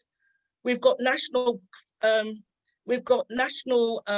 contracts as well. We're part of a strategic partnership with an organisation called Power to Change and Locality, and all of those that sit around Co-ops UK, that sit around the table and talk about us and our assets and all of that. But we're there, and we're going to be shaking up things quite a bit. And then we actually built the organisation on international projects. We started sort of local and national before at the beginning. So we do a lot of Erasmus projects work. And if you don't know anything about Erasmus projects, you should actually have a look up, because we started off the first contract that we did on Erasmus, and that was taking our people to mainland Europe to do a whole host of really interesting training programs, things that I'd been introduced to back in 2007, 8, 9, but other programs and processes. And I mean, we do things like Black activism in Europe, appreciative leadership, the art of hosting, all sorts of things really. And we managed to get major funding for that. And I didn't know at the time, but we started in 2016 with a contract to deliver training for €60,000. And then the last 2 years, we've had contracts to deliver training for over 200 people for about €450,000. So we've scaled that program right up. We run 12 programs over an 18-month period. It means that we can take our people to introduce them to capacity building ideas and processes and skills. And, 90% of the costs are covered. We just make a nominal administration charge to make sure that people who say they're coming actually come. Right. But it's training and accommodation and flights and so on. So please do sign up to our website and and come on our programs from next year again. We'll be running them again from next year. Okay, so you provide accommodation as well. Accommodation comes with everything. We just got back from Crete. This is my last day of lockdown or quarantine because I was in Crete with my colleagues. We had we ran a course on building resilient communities post-COVID. That was first course, and then we had a second one on the art of hosting, which is World Cafe, open space, those kind of really creative processes. So I was there with I could see Tracy Durant on the line, which is Tracy works with us at Ubele, and she does all our social media and events. And so we do those programs, and Tracy said it was amazing. It was amazing. I was really humbled because people came from across the country doing fabulous work like you're all doing. And it's like when you spend 5 or 6 days in community, it is just, I mean, it's amazing. I was crying a lot of the time, actually. I was just so kind of blown away. I was like, oh, it's amazing. Because, you know, there's just amazing work happening. So, and people, you know, and somebody told me it was life-changing. This young man said, Yvonne, this is life-changing. Beautiful. And I was just like, this is what I dreamed of, so, you know, so it was nice to see that kind of. So we've been doing those kind of international programs since 2016, yeah? So that's been sort of the heart of, you know, that's been a core anchor for us to build the organization on. But because I'm an entrepreneur, I do believe that we need to sell our services, you know, so although there are grants out there that we must access because it's our money actually, but actually it's also important that we recognize, value and trade our skills with each other and with other organizations and institutions that wants to buy our skills.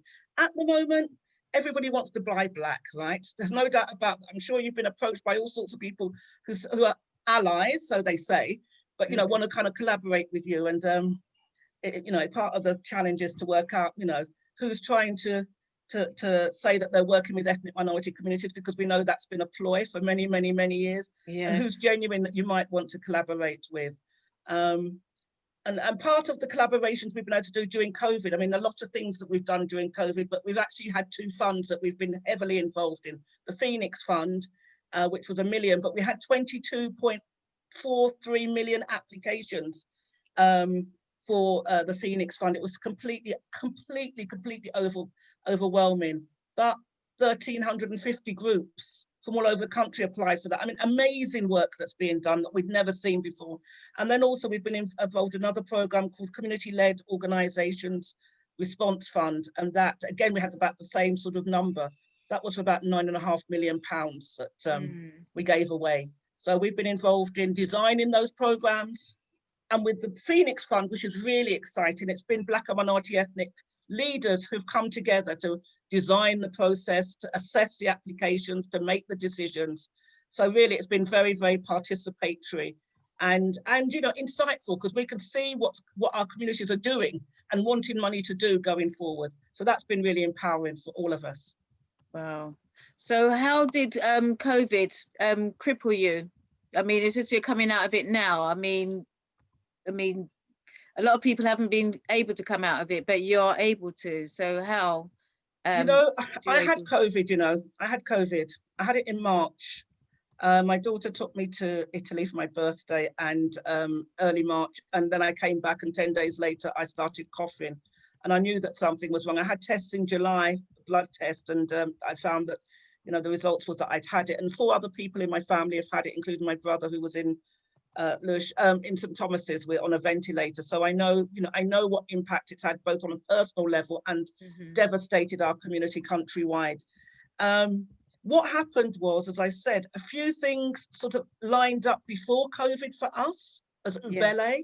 Yes. So the GLA work we got in early February, and that allowed us, we couldn't do because centres closed, because everything was locked down, we couldn't even identify 12 centres to work with, because we couldn't start that where everything was just shut down in March. We had one meeting at City Hall about the project with the other infrastructure groups that had got funding, which was the women's sector, the disability sector, the LGBTQI sector, ourselves, and the sector that works with young people coming out of prison.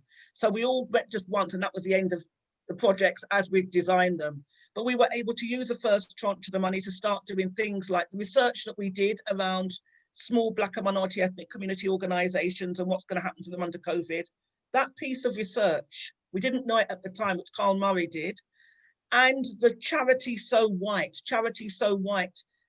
slam dunk intervention into the system about like challenging the charitable foundations about the institutionally racist practices really did put a wedge. And then of course we had Black Lives Matter on top of COVID. So actually it left foundation groups scrambling to foundations and charities to say what their responses should be. So that's why we managed to get money for the lottery for the Phoenix Fund, but a lot of trusts and charities have been putting money into Black and minority ethnic communities directly. And then we've sort of been involved in, it's funny, in January, we had, or December had one full-time member of staff had said, and associates, and we didn't have any, the funding we had was £10,000 from Awards for All, the lottery, £10,000. As I said, we built our model on consultancy and also on European funding. We didn't have UK funding. And within 6-7 months, I've become like an expert in funding, which I know nothing about, to be honest. I mean, I've just learned some things about the funding system in the last 7-8 months because we didn't have any. And I really think they play a lot of games around relationships. Who do they like, who they don't like, and all that nonsense. I'm being kind here. So we weren't playing that game. We weren't playing that game at all. So we kind of just kept them at arm's length. But now this week, I was on a panel, London Funders panel, which had 100 funders on it. And so I kind of talk about what we've done during COVID and blah, blah, blah, what should be happening in the sector.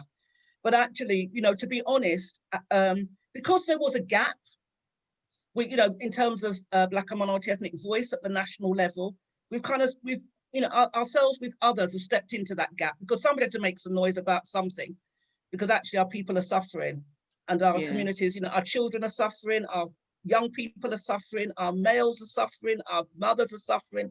So somebody had to make noise about it. So we were sort of fortunate, in inverted commas, to at least make some noise within that space. There were others, of course, within that space making noise as well. But I think that, we've actually become stronger during COVID, surprisingly. Right. There's a question. Are you able to say something about the loss of tea chances with Tottenham and with Bridge Park? Something, to be honest, I don't know the details of I know Tea Chance, which is just down the road from me. I'm on the Haringey community website and WhatsApp group. I was seeing things whizzing in and pictures and images of police and being taken over. And I did reach out to somebody and I couldn't understand what the story was. I really couldn't. It was just really, really complicated. Right. And there were different factions and it was just, and so I said, listen, one thing we don't do, we've got sort of a few principles at Ubele. One thing we don't do is we don't go anywhere we're not invited. Okay. Yeah, we don't because we know that community spaces are contested. People have invested.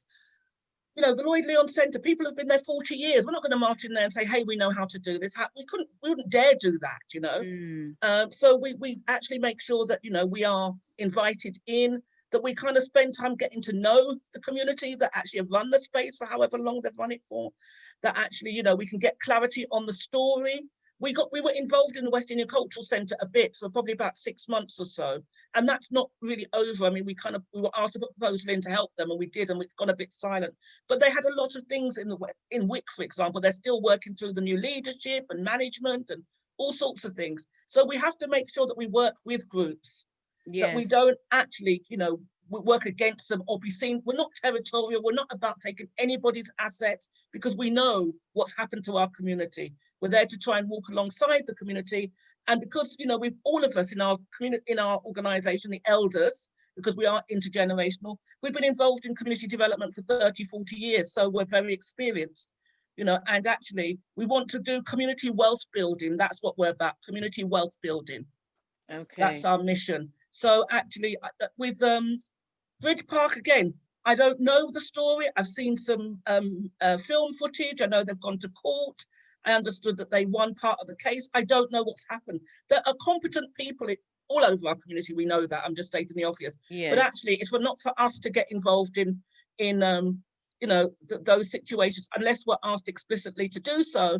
And then we have to be careful because we know that these spaces have histories of people who've, and then sometimes there can be internal wranglings. I'm not, You know, I'm not sort of naive about that, but we have to get clarity, because it's those, you know, it can be very, very, very tiring trying to unravel a bowl of spaghetti about who said what, when, this, that, and the other. It's like, hey, you know, we need to, how can we help you get a bit of clarity here?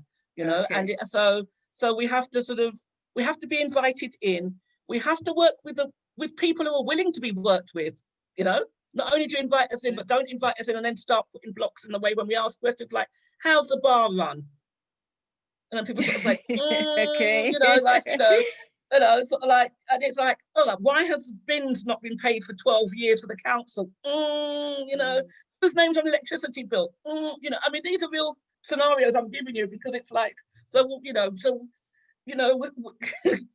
it's not easy for us to step in, but actually, you know, but we want to do it because it's what we're about. But actually, you know, it's and also, you know, we're quite emotional, quite rightly, about our community spaces, because our weddings and funerals and birthday parties and things have been held there. You know, if you live, it's in a local area, we're very attached to those places. I moved to Tottenham and got involved in saving Chestnut's community space. I mean, you know, and I was just new, 2013, and I was here and taken away the community centre, which was right 2 roads away from me. So I managed to set up a group called Chestnut's People, and we campaigned and got on the council's nerves. And I think I was the most hated woman in Haringey Council for a period of time, but we actually saved the centre from closing. So I suppose we were, you know, we won in the end of the day in some sort of way, really. Yeah, that's good. You opened up for questions. I see, Brian, you have your hand up. Yeah, Yvonne, how is your brother, the one that suffered from COVID? My brother David is actually, to be honest, he's fine. I mean, he has, you know, he has special needs. He has underlying health conditions, and so, you know, he's also in supported housing. Yeah, he lives in supported housing. Good. And so he has got, and you know, we're really close families. He has great care and support outside of the supported housing. But he's really fortunate. I mean, he actually bounced. I say bounced back. He certainly came back to where he was, which was the underlying health conditions he's got. But no, he's not got any recurring or long-standing, you know, influence or impact of the COVID itself, you know, in terms of breathing and things like that. Wonderful, wonderful, wonderful. Thank you for asking. Thank you. Thank you. Has anybody else got any questions? You covered a whole lot of stuff. I just want to say, lovely, lovely energy. Hello, Junie. Hello, I didn't see you there. Hello, Daniel. Hello. Hi. These are my homies from Lewisham. I'm fine. I'm fine. Oh, this is amazing. It's amazing. So yeah, actually, some people were asking for my contact details. Yeah. What I'll do is just go to. I could put my email address on the chat, yeah, and then somebody said about councils and developers have taken away black space. A strategic and operational centre is needed for Africans in the UK, owned by. Yeah, absolutely. Well, we have the Africa Centre. No, we have the Africa Centre in Southwark. It was, you know, it was. The story of that is I'm not even sure about the ins and outs, but basically the centre was sold. I mean, they've still got the lease on the building, I think, the Africa Centre organisation. But the new centre is in Southwark by Southwark Bridge. I think I've not been in the building, but there was a big festival on the streets, an African festival a few years ago, and went down there. In fact, I think we don't just need one centre. I think we need centres in strategic places around the country. I think we need housing for our young people in strategic parts of the country. I think we need care homes for our people, and maybe not exclusively, but we run. You know, I'm in conversation about social investment at the moment. I think that we need opportunities to secure wealth, to build wealth and secure assets. And, you know, in order to, you know, when you, I'll tell you this story. I went to, through a little door in Dalston, just on the high street, went through this door because my friend's daughter was doing a dance performance about a month ago, six weeks ago, when we didn't have the lockdown we've got now. And walked in this building and upstairs, and it was a magnificent 1930s cinema, which I had no idea was on the high street because I didn't know Dalston that well from back in the day. But this space had been completely renovated into a performance place. I mean, it takes 600 people. And I'm like, how did that happen? you know, it was a nice little, you know, white middle class guys had it with black kids performing and all of that. It was all very hipster. And I was like, how does this happen? And the Africa Centre's not controlled by African people. Well, I mean, surprise, surprise. I mean, I don't know, but I mean, it's like, I'm not surprised. So the issue for me is, how do we ensure that we actually get investment into our communities? Yeah. And for me, the thing is that we have to work collectively, which is what I was saying earlier, because you can't do this on your own. And I know people talk about trust issues and all this sort of stuff, but actually, do you think other people trust each other? They see, I don't think they do really. They see a business opportunity, they work out who's got the skills to commandeer that opportunity, and they get on with it. And it doesn't mean they don't fall out. Doesn't mean that they don't, you know, that it's not difficult, but they actually do that. And actually, we need to be doing that as a community and also teaching our young people to do that. Because actually, if we don't, then there's going to be an opportunity coming up, because a lot of spaces are closed. Some spaces will not open. There's shops on the high street. We're just building on St. Anne's Hospital site. There's going to be 800 houses there, and we're going to probably build 850 community-led houses as part of that scheme. So there's opportunities around community housing. There's opportunities around all sorts of things that we could do, but actually, are we actually looking at what's going on and finding out how to do these things? Or are we just saying, oh, it always happens to us, we lose our assets, we lose this and this and this. I'm not saying that's not true, of course it's true, but we need to have a plan and a strategy. And it's not that we don't have the architects and planners and engineers and painters and decorators and strategists and project managers. We have all of those people in our community, all of them and more.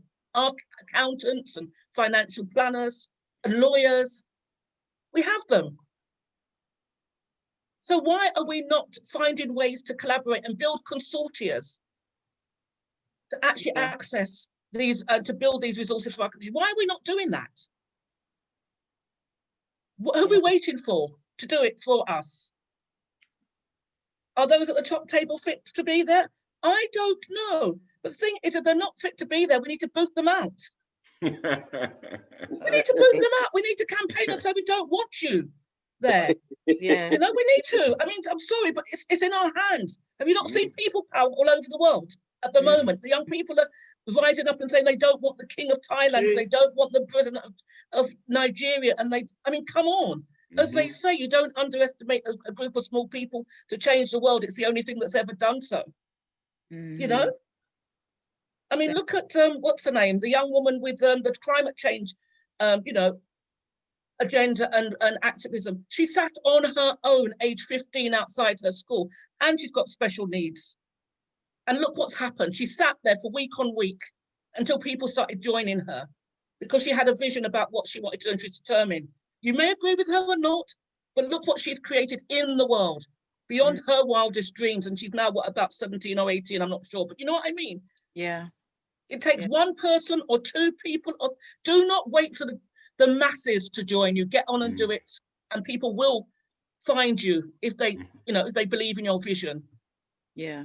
But we need to boot the people out. We need to boot those people out that Downing Street keep appointing for this commission and this, that, and the other, because they are there just to feather their nests. We know that. We know that. I mean, you know, but we've got work to do, because you know something. I mean, my daughter's in Africa, as I said. But, you know, if I have grandchildren, they decide they're from South London as opposed to from Nigeria or Jamaica, then I need to sort of make sure there's something in South London for them. Yeah. Sorry, Yvonne, I think you're brilliant. Sorry, it's Shireen. I've met you in the Tabernacle years ago with ISIS. Yes, yes. And oh, yeah, hi, you were Shireen. talking about your home and your housing, you know, land, just what you're talking about now. And it's so inspiring to see that you're getting like major funding and being a distributor of that. It's brilliant. I don't, people might not understand how powerful you are and the work that you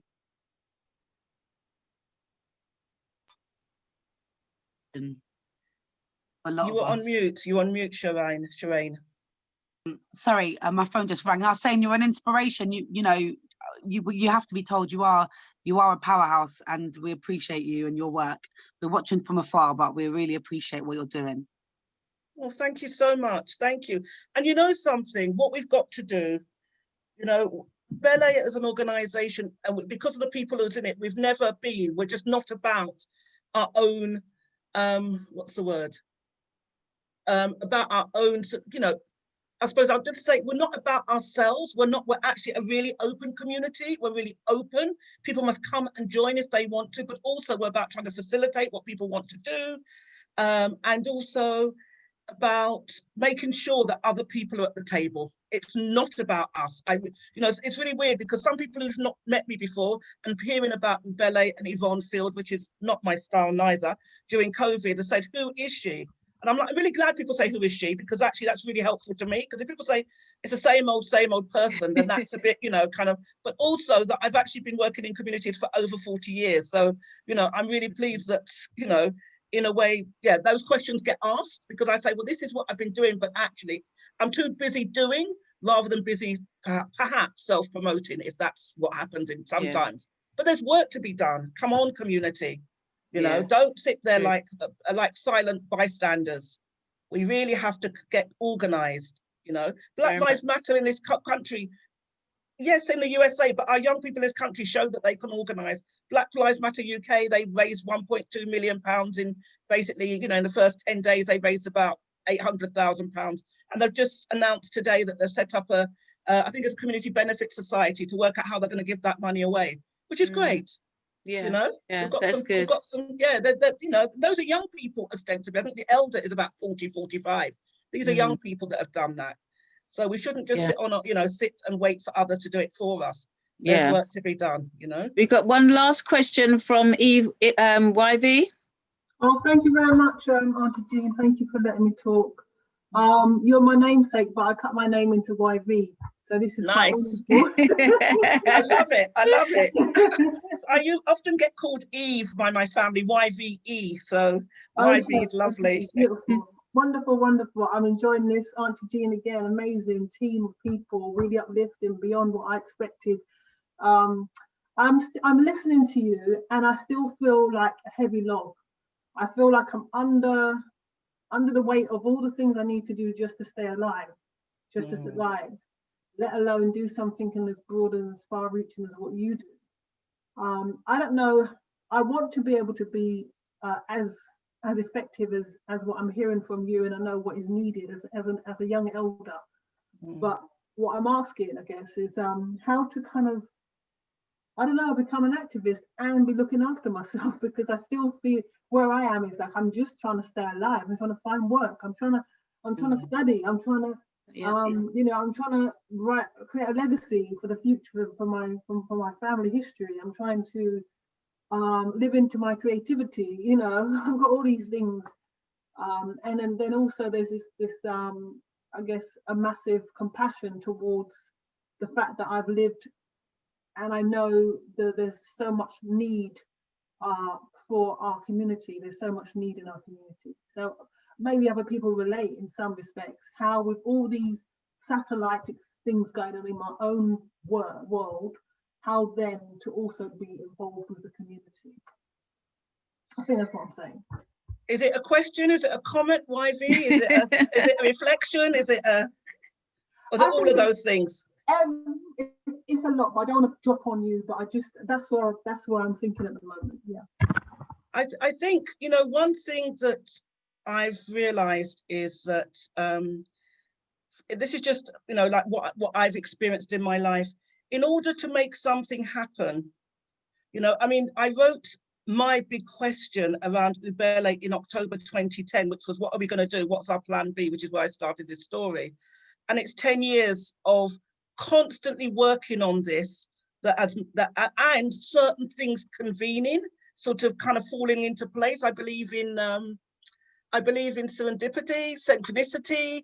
I believe that if my vision of what it is I want to create for my life, and it's not just about work, that actually, if you don't push it and sometimes you wait, then things actually happen. As long as you hold that vision, that desire, you know, somewhere in you. I mean, I've had extraordinary, powerful things happen to me in my life where I've thought I've wanted to do something, and and then I thought about it and kind of put it into the universe, forgotten about it, and then it manifests. And I'm not joking. I could tell you 6 or 8 stories of things that have been really, really quite jaw-dropping, that I think, wow, how did that happen? You know, because I really wanted it.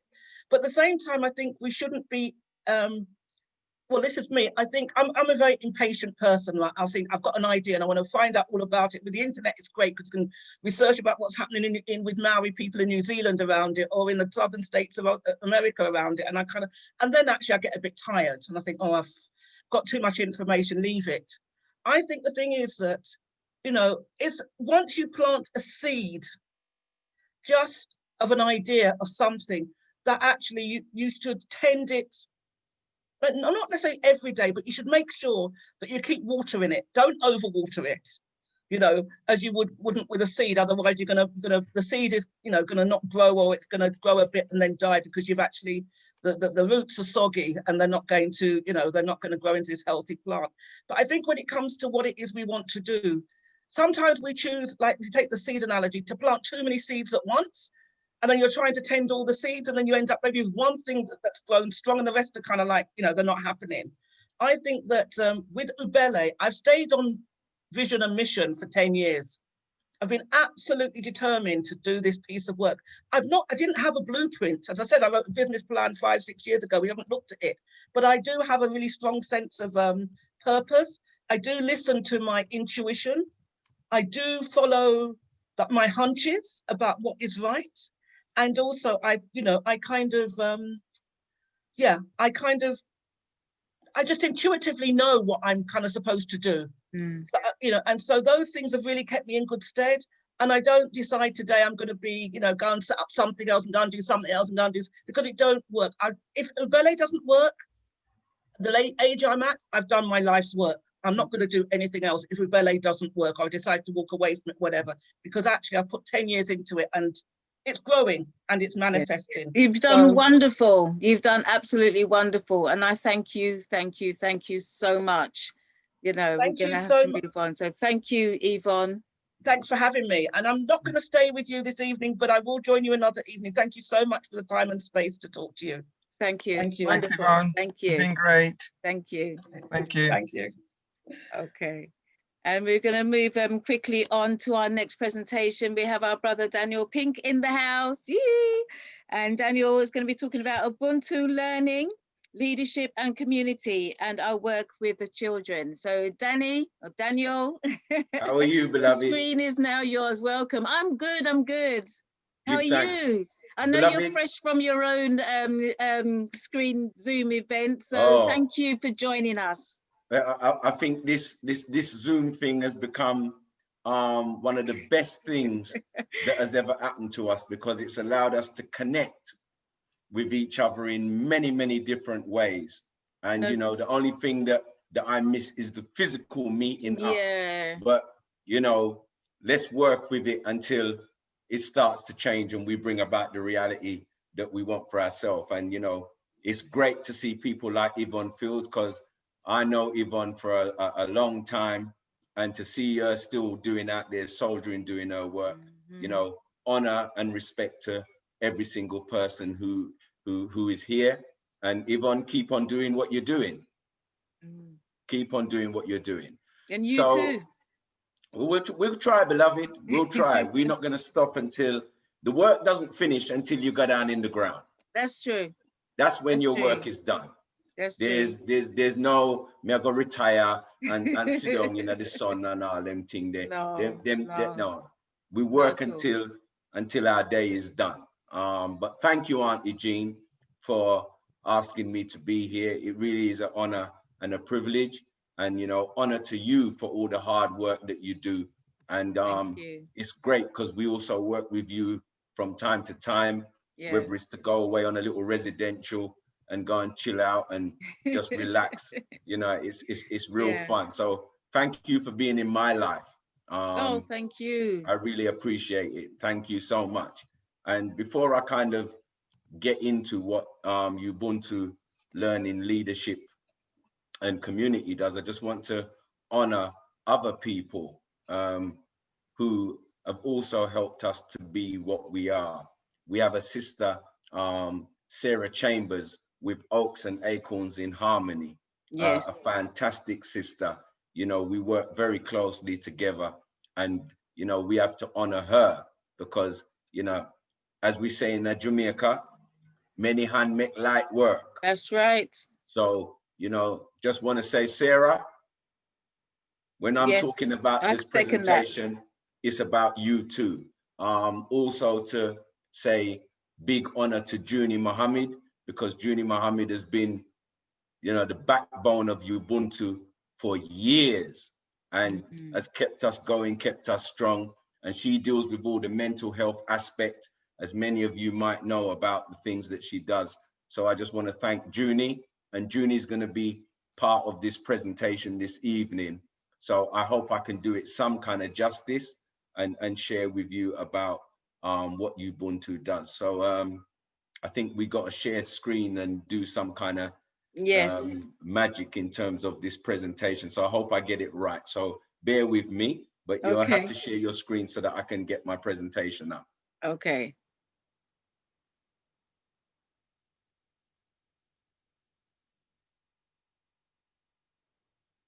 Is it done? I'm not sure. Let's see. I believe it is. Let me see something. I believe that that's done. I think that's that. I need to look for something. Let me see if I can get this file up.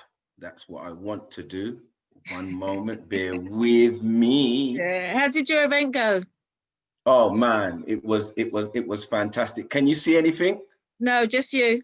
Just me. Okay, so then I'm not doing it right then. I've got to go somewhere to get this presentation up. I did it earlier on and now I can't find it again. Oh. One moment.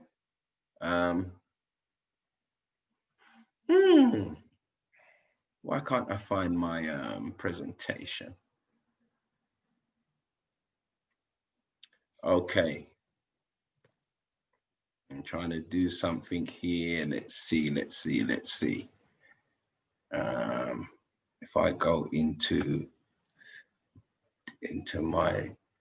my thing here, Kingston, I'm wondering if I can bring it up via this. One moment, Auntie Jean. Okay, it's all right. You can tell I'm good with this thing here yet, but I'll get there. I'll certainly get there at some point. Let's see if this comes up. Is anything come up on your screen? No, you're still there. I'm still there. Okay, I might just do the presentation without you necessarily being able to see the screen.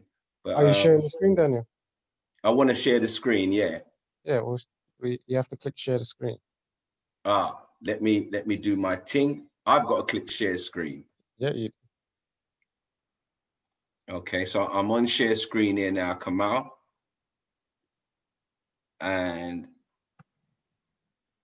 I've got nothing there that's coming up that's allowing me to share the screen. 1 second. No, it's not. No. It's not doing it in the way that I want to get into this presentation. Okay. So you have shared the screen with me, Auntie Jean? Royston? Royston's got the controls. Yep, you've got shared screen. I've got shared screen. What do I need to go into? When you click on, can you see the green? Yep, I've got the green the green sign, yep, where it says share screen. So when you click on when you click on that, it takes you into a box. Can you see your presentation in there? No, my presentation isn't in the box. Okay, so you've got too many files open on your computer. Too many files? Yeah, so you've got to, your presentation is buried below some of the other files that you've got on your computer. I've only got a couple of files on here. Well, you got the We internet just open? highlight. If you come out and highlight the one that Okay. you want to show. Highlight the one I want to show. Yeah, so it's in your screen that you can see it. And then go back into shared screen and you should see it. I should highlight it and it should come up. Yeah. So if you've got it in front of your screen. Yep, I can see the presentation right in front of me. Okay. Now go into shared screen.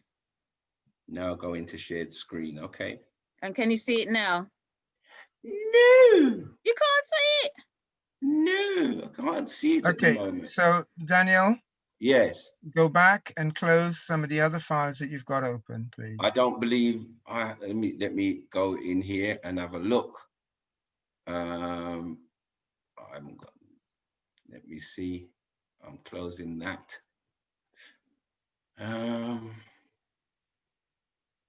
Right, I think I've only got those two open now. Okay, so now go back to share screen. Mm-hmm. And still yet, I don't see it in there, which is strange. Which is very strange. Okay. Are you able to email it to me? Can I email it to you? I certainly. Well, no, it might not go through to you because. Sorry, Daniel. Ain't you got co-hosting rights there? Because if it's a co-host, then he should be able to share his screen. No, share screen allows you to share screen with. Make me co-host. Yeah. Yeah, you need to co-host.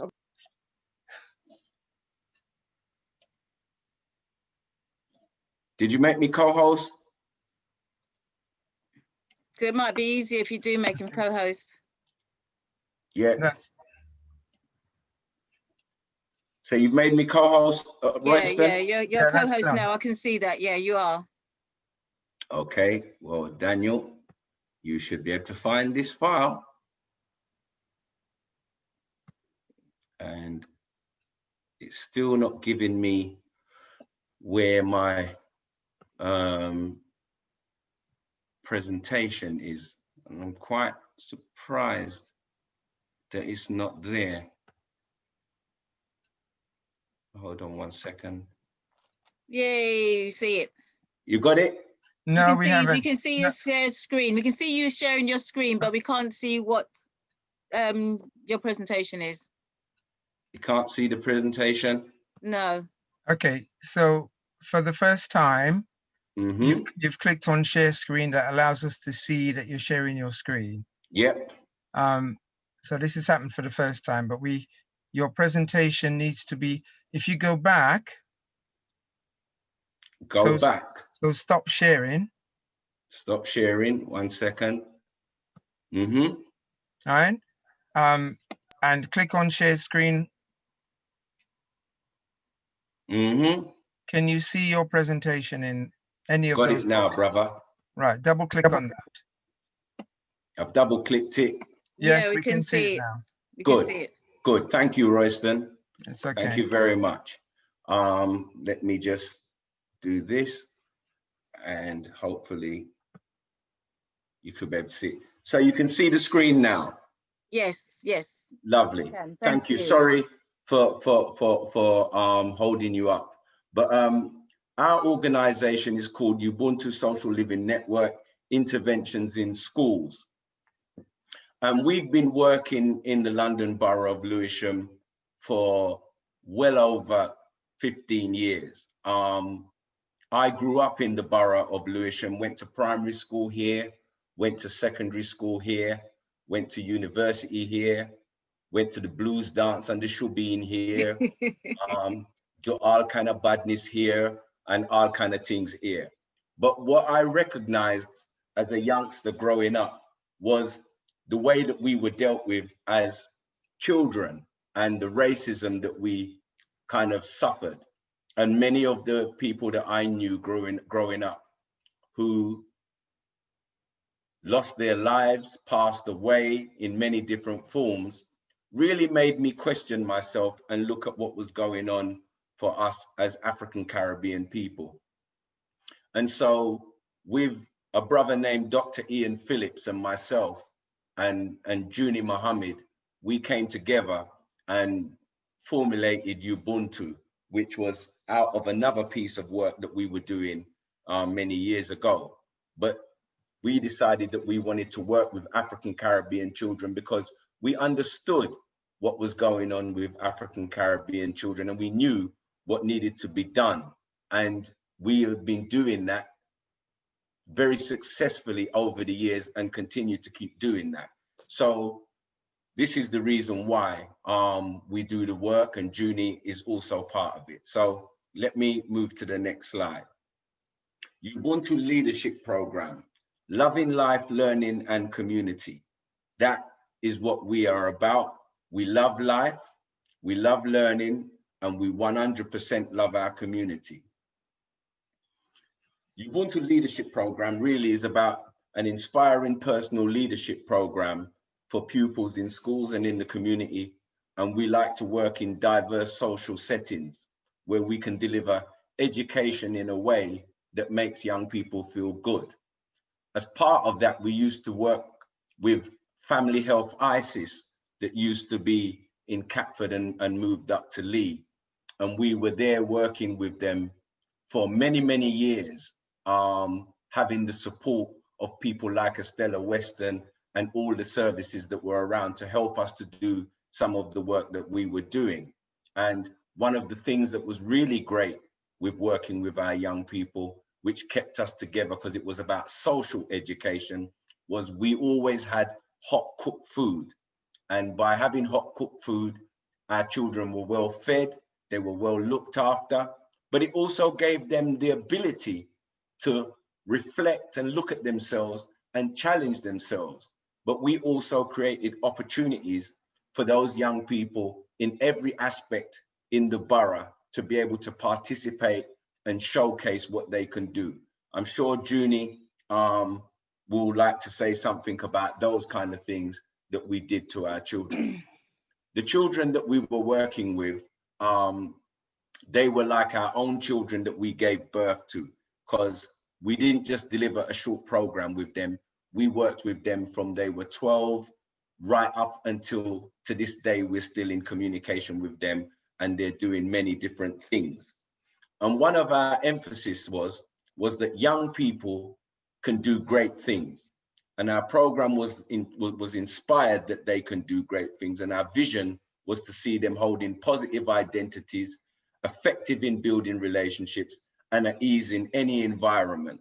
And when we say at ease in any environment, what we did in Ubuntu, whatever was going on within the borough, whether it was meetings with the council or different organizations and agencies, we made sure that those young people came to those meetings and learned and heard what was being said, because we wanted them to be exposed to a wide variety of things.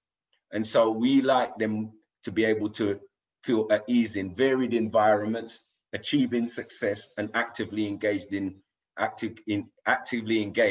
local, regionally, and national things that were going on, and building and valuing a lasting social living networks. And that's why we called it Ubuntu, because Ubuntu just means I am because we are, therefore because we are, I am.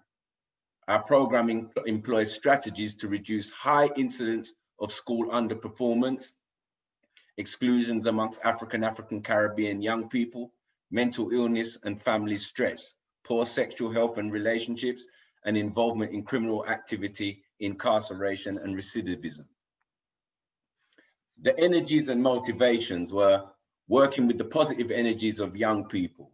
And when we say that we worked with the positive energies of young people, our starting place was never ever that the children were bad. We always worked from their strength rather than work from what people would actually want to work from their weakness. Because as long as you work with them and you're true in your motivations with young people, they will listen to what you have to say. So we were working with the true motivations of the young people to be inclusive and assisting them to build the best relationships with their peers, teachers, parents, family, and members of the wider community. We believed in capacity and creativity, working with the powerful capacity of young people to overcome the most challenging situations and engage them to make the widest impact through role modeling. And that was one of the key words that we always believed in Ubuntu. We never believed in just telling young people things. We actually believed in being the role models, being the examples for them, and walking with them through the journeys of their life and helping them to find what works for them.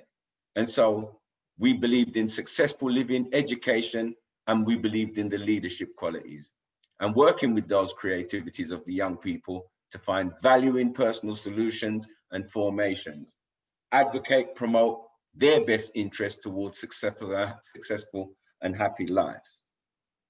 And part of our work was also to get them to understand the bicultural competence and transformational leadership model. And that's what you can see there: own culture, the historical culture, the explicit culture, and the hidden or shadow culture. And those are the things that we believed in getting our young people to think critically about how they operate in the world that they live in. And so these were some of the things that we would do with young people in terms of their historical narrative. You know, we would talk about the Dogons, Henrietta Flack. We would talk about Timbuktu and Mali. We would talk about King Mansa Musa, and we would show them about how we traveled and moved right across the world, as you can see in the presentation slide.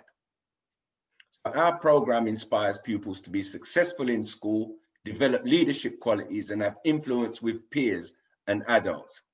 It's a personal-centered approach that really deals with young people from their strengths, as I said, and needs and encourage them to be self-managing, because that's one of the things that we recognize, that we wanted them to become self-managing, and many of them have gone on to do that. But what we also recognized was we had to have a process which we called heal, protect, and create, because we needed them to heal from within and protect them from their own self as well as what was external, and give them the opportunity to create a different reality, building on their self-esteem, self-improvement, and the co-creation of a purposeful and happy life. So our programs with working with our young people has 9 areas in which we work with those young people from. And that is surfacing self-identity, neighborhood. 2, discovering the passions, awareness of the grand challenges. 3, embodying living theories, beliefs and values. Co-creative learning and loving relationships. Building on social living networks. That was one of the key thrusts, social living. We used to make the young people, when they came in the evenings, they would have to shake hands with everybody, and they would have to say to them, "It's nice to see you." Many of those people, young people now, who are young adults, they still keep that tight bond and relationship with each other to this very day. We also worked on the being and becoming and understanding risk. And as I said, to critically think through things and look at what things would happen to them should they take a particular stance or move in a particular direction, and using emotional intelligence to work with them and engaging in system leadership and co-creating possibilities. Our success in working with young people in the borough, as I said to you, we've worked with them for the best part of over 15 years, going 20 years and more in this borough, is that what we produced out of our work and the successes that we had, we delivered 4 young mayors in the borough of Lewisham, and still work with those young mayors today. Some of those young people have gone on to do some fantastic things. So you have this young man by the name of Shaquille. He went to Leicester University and studied robotics, self-employed, and he does traveling as well. We have another young lady by the name of Nicole Bowman, who went to Leicester University also and studied criminology and got her master's in studying criminology and does work with the probation. Our young man, Perry Chambers, he won a £25,000 scholarship from Goldsmiths University to do youth and community work through the work that we were doing with him in Ubuntu. And I believe Yvonne Feild was also his tutor when he was going to Goldsmiths community. So he was well supported in there.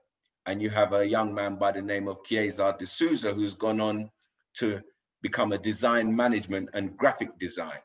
And he's doing absolutely fantastic. And you've got Akila Mohammed, who does events management and learning disabilities. We have another young lady by the name of Nzinga Adu. She went off to study dentistry, developed a drama project in Lewisham, and is flying now. She's qualified as a dentist and is doing great things. We have a young lady by the name of Jamelia, who has gone, as you can see, she was studying medicine. She is now a doctor. We have a young man by the name of Aaron Palmer. He stands at 6'6", and he is the heavyweight boxing champion in his age group in this country. And you have a young man by the name of Jermaine West DeRiggs, who got 11 GCSEs A to C when we were working within business studies and psychology, and a Bachelor Arts degree, and upper second class honors in sales and marketing managing. And you have Imani Charlton, another young man who was with us, who went off to study law, and Ishmael Mohammed, who went and studied business and sports management and qualified in that.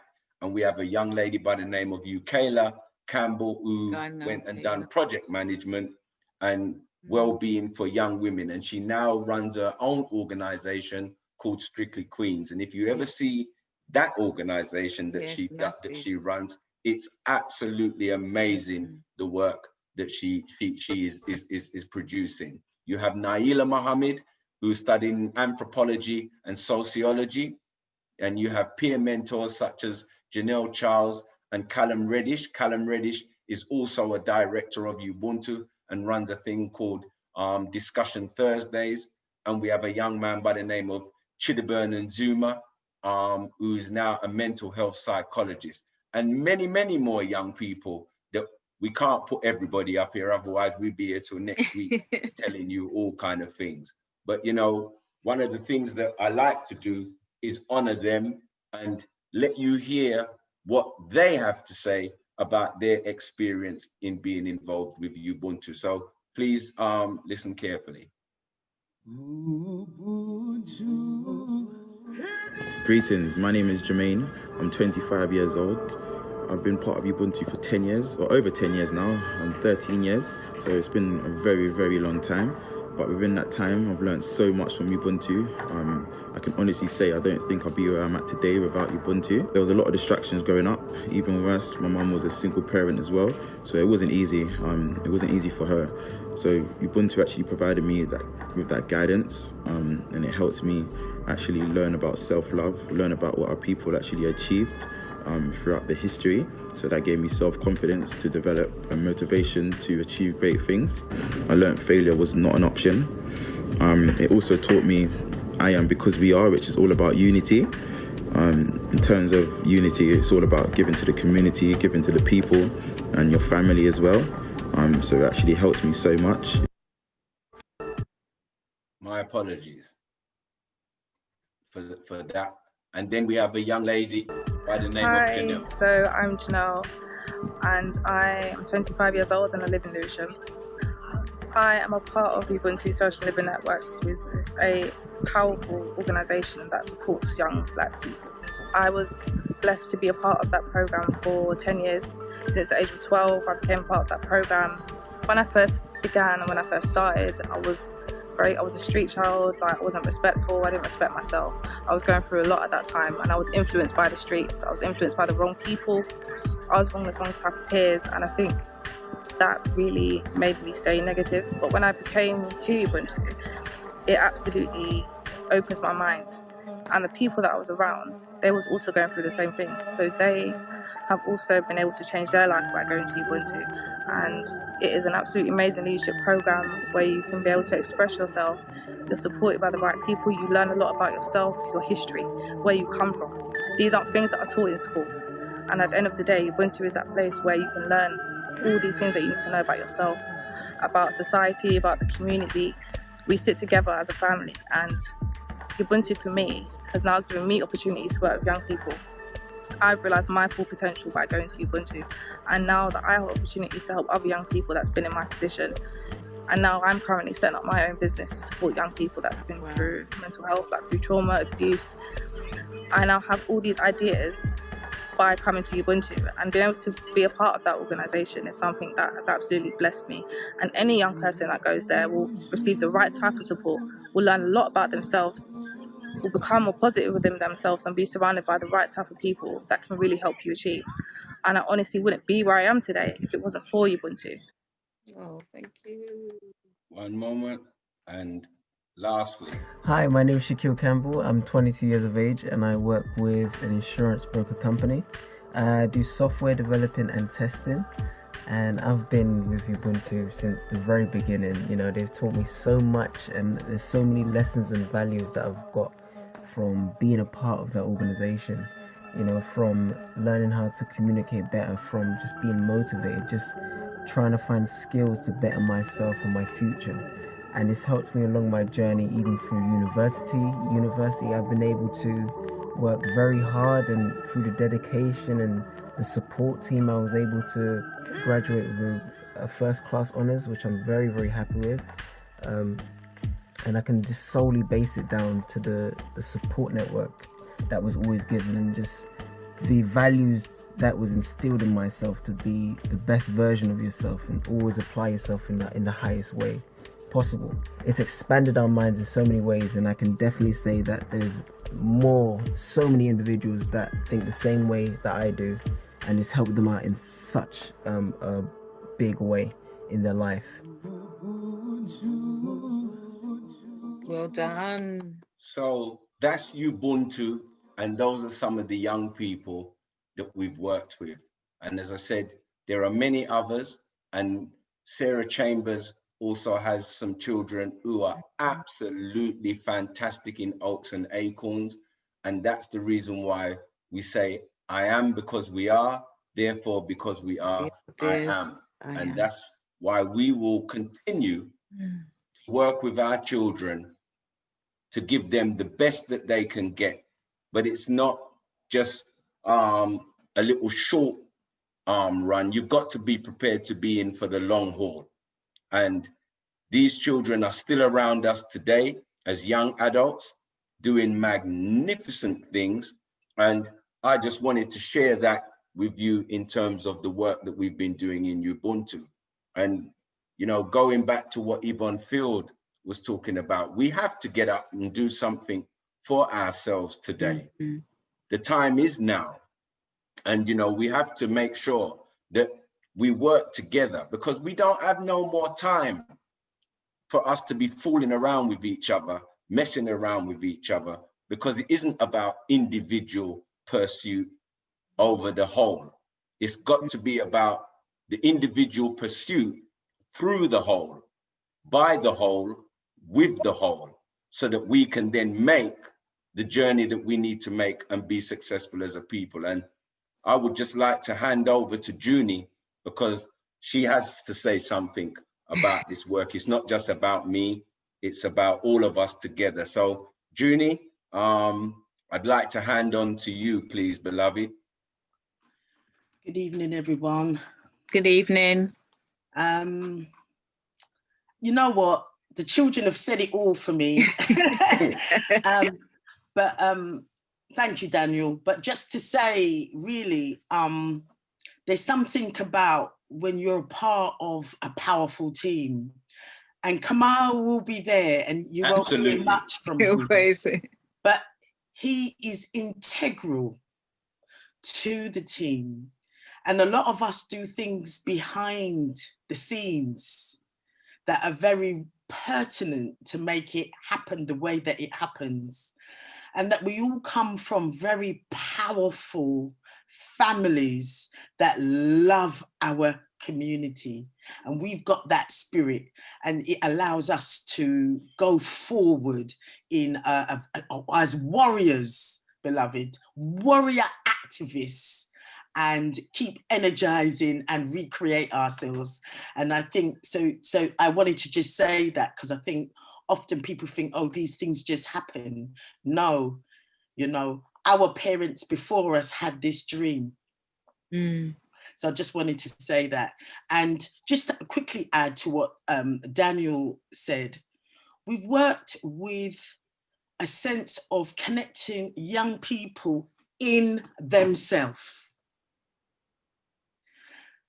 And a lot of what you see as an end product, or the where they are now, is because they had to be connected to themselves, to their family, to the community, to the wider global perspective of who they are and why they are valuable, and how you pass on the baton to your future leaders, that you grow them in leadership, you grow them with emotional intelligence, that they can develop that self-awareness, that they can be powerful in their own right and stand up for what they were born to do. And that for me are some of the intricacies of what we do. And we had a young woman by the name of Jessica. She's now a poet. And she writes in a way, I know she's going to be phenomenal. And the way our children have found their voice, they did a production, a showcase called Our Story. And some of you may have been blessed to be there at St. Mary's. And they brought out the whole of the community to show our community, believe in your children. Nurture your children. Make sure they've got a platform to have a voice. Come and show interest and support them. And that day, we had not only Esther Stanford, we had the illustrious, our former mayor, Sybil Phoenix, who worked closely with the children. So what we did was we connected the voices and the development of the children with the great pioneers in this borough. And so the Black Star Forum also allowed our children to have a place to speak about and honor our greats, because they have to know it's on their shoulders they stand. And we must respect what comes before us, not just think, oh yeah, everything we're doing is new. No, it's not. And they weren't subtleties, they were definite by design, linking with all of our scholars and our elders who could be a part of shaping, developing, and supporting our young people. And when you hear young people who stood up with me in Lewisham Market, oh, nobody don't want to hear from young people. They don't want to hear our voice. Now that same young man, I don't know if you've met him, Mr. Callum Reddish. Mr. Callum Reddish can speak on any platform, anywhere in the world. Absolutely. And dominate that platform. And I remember when he never passed his exam, and I spoke to him at Lewisham. That's one thing you will learn about us. We will have conversations with young people. And that's why we can call ourselves mommy and daddy. And their parents know we are also mommy and daddy. And we weren't frightened to be ourselves and offer a special kind of love to bring out their gifts and talents. And that's really what I've got to say. And I just want to thank the community for being a part of that journey with the community, because we didn't leave you out. and you've been a part of the journey with us. And I just want to say thank you. And thank you. Auntie Jean, you're part of that journey. You've been part of that journey, and you're still part of that journey.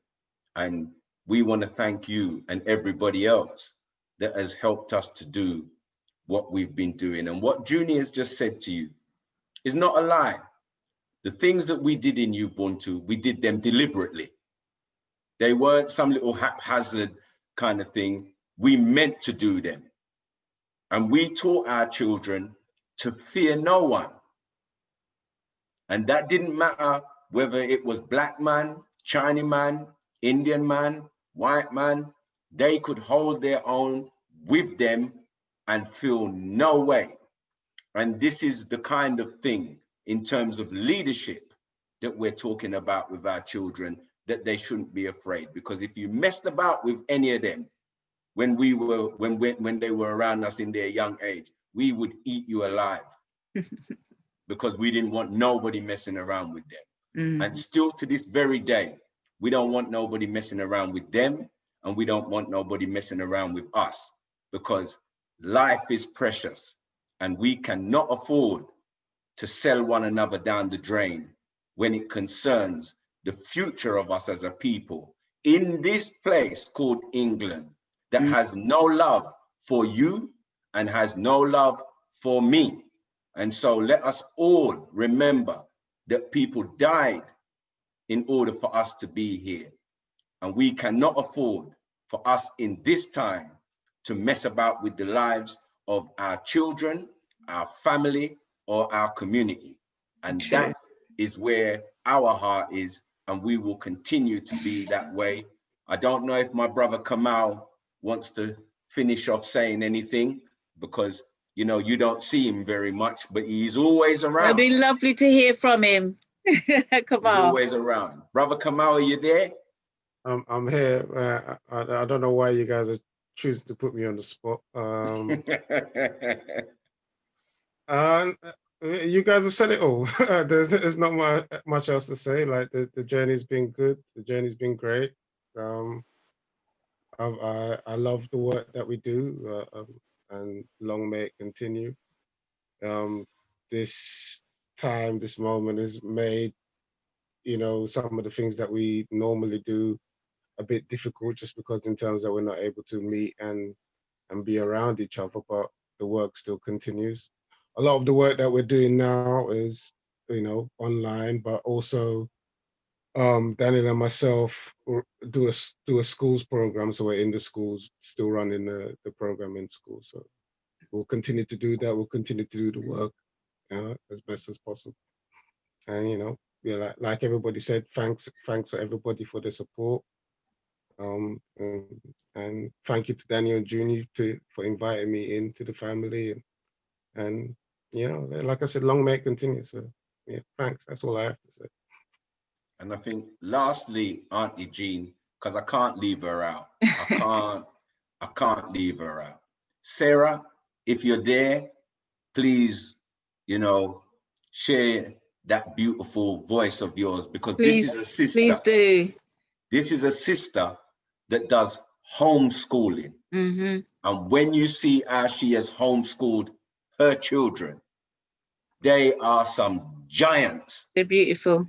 With the things that they do. So I'm asking Sarah, you can finish us off, and that will be the end of our presentation this evening. Good evening, Auntie Jean. Good evening. Thank you, Daniel.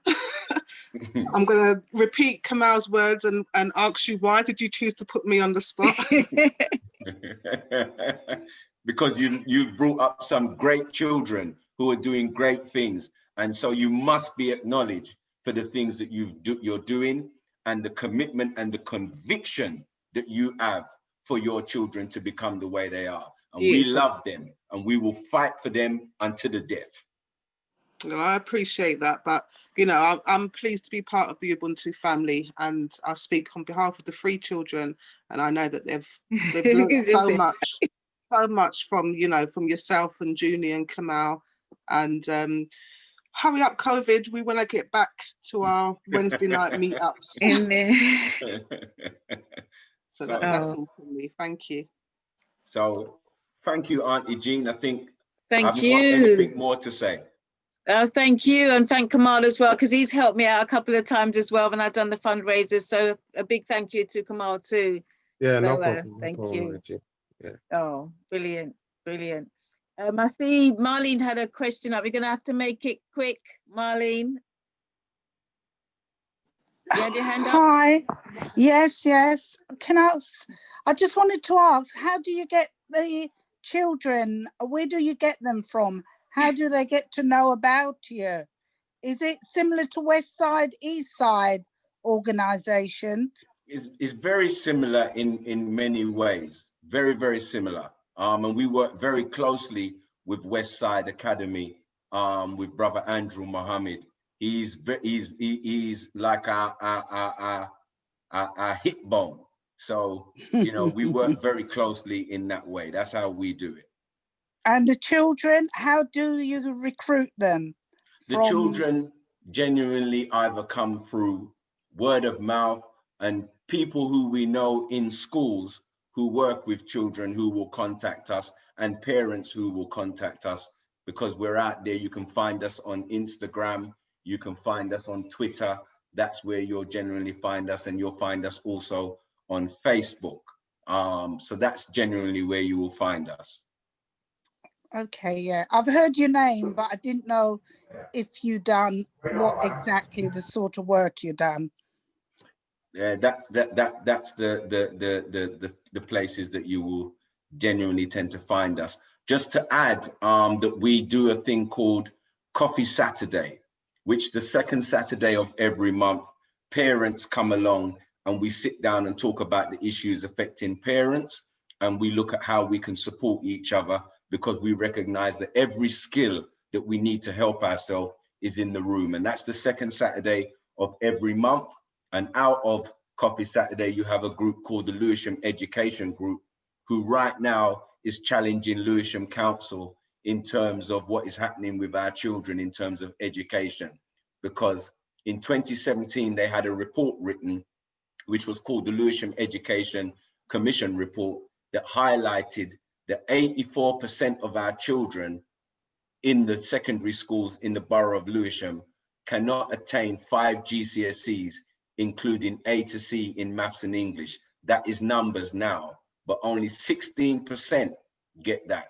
And African Caribbean people in this borough make up a large percentage in this borough and make up a big population in the schools. So I just want to say to everybody within the chat group, please, please, please look out for your children, question your teachers, get involved in what's going on in the schools, get involved in what's going on in your local council and civic duty, because we need to know what is happening to our children in these environments. And that's the last thing that I want to say. Yeah, you know what? I'm just remembering, I think I came to a talk you gave quite a while ago on knife crime. Mm-hmm. And it was very, very emotional and impacting. Yes, ma'am. You know, I'm just remembering. Okay, you're doing a great job. Thank you, Marlene. Okay. Thank you. Thank you very much. Daniel and team, Sister Junie, thank you so much for all the works you've done, all the years that you've actually put in. You need commending for all the works that you've done. And I'm so grateful to what you're doing. And as well as the youths that's grown up to be young heroes and sheroes in our community, doing so much. I mean, I didn't even realize how much they've actually achieved, and coming from your stable. Absolutely brilliant. Thank you. Thank you. Well done. Thank you. Well done. Thank you. I said, Sister Dr. Sandra, lastly, because I think you got to speak about the mango tree, or do you have a quick question about for Daniel and team? Well, greetings. I actually didn't want to speak about the mango tree because it's too early, but I just wanted to acknowledge the work of Ubuntu. And of course, I know Sister Junie, I know her fire. So I just wanted to acknowledge that. I wanted to also once again say, you know, give thanks to you, Auntie Jean and Patricia, Brother King Royston, for the works that you're doing. I want to make a comment. It's too late for a question, I know, but the Ubuntu principle is an African-centered principle, and my Caribbean and African tendencies and lens reminds me that you have to dance a yard before you dance abroad. There we go. And you're speaking a lot about our children in, and forgive the background noise, I'm in a public place. You're speaking about the children of Lewisham, and I just wondered if there are any thoughts about the model being transferred over to children in other areas of the UK, because what you're saying is so very true. Something is happening to our children, and mothers who, like, I think, is it Sister Sarah, who take the bold step of taking their children out of the system that is hostile, is the only way in some instances we're going to save them. So I just wonder if you have any thoughts about children outside of Lewisham. You know, I'm an African woman in the diaspora, so I'm really interested in all our children. But I don't know that we have enough time for the response, but it's just a plea I'm making. I'll quickly respond to you. I'll respond to you, Sister Sandra. If you want us to do work in other areas, please get in contact with us, and we'll be happy to talk and look at what is going on and how we can help in other areas. You can get me, my email address is dpink8@icloud.com. That's dpink8@icloud.com. Send me an email, sister Sandra, and let's talk and see what we can do. Right, give thanks. Give thanks to you as well, beloved. Thank you. Thank you. I can't thank you enough, Daniel, for the works that you're doing and continue to do. And I know, say, it's tireless. Look, you never see they turn my hair grey. Gone.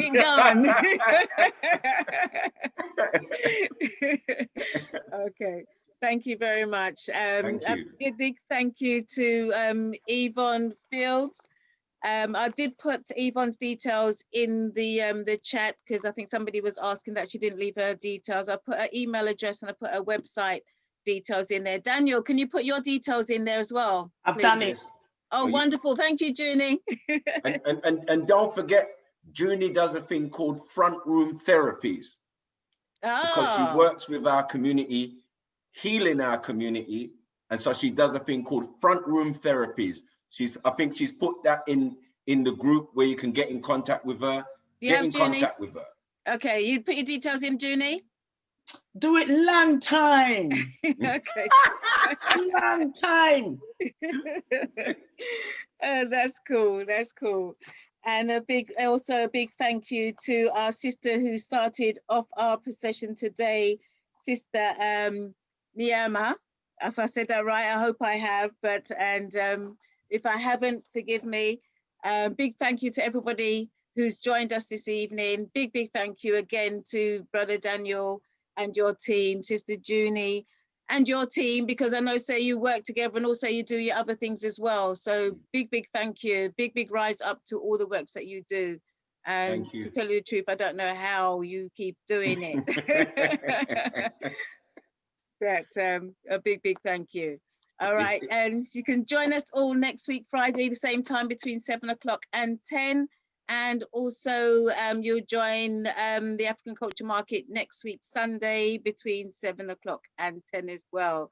So you'll get the details along as the week goes on. So I'd like to say all good night and thank you for joining us. Okay. Good night, everybody. Good night. Thank you. Good night. Good night. Good night, Patricia. Good night, Patricia.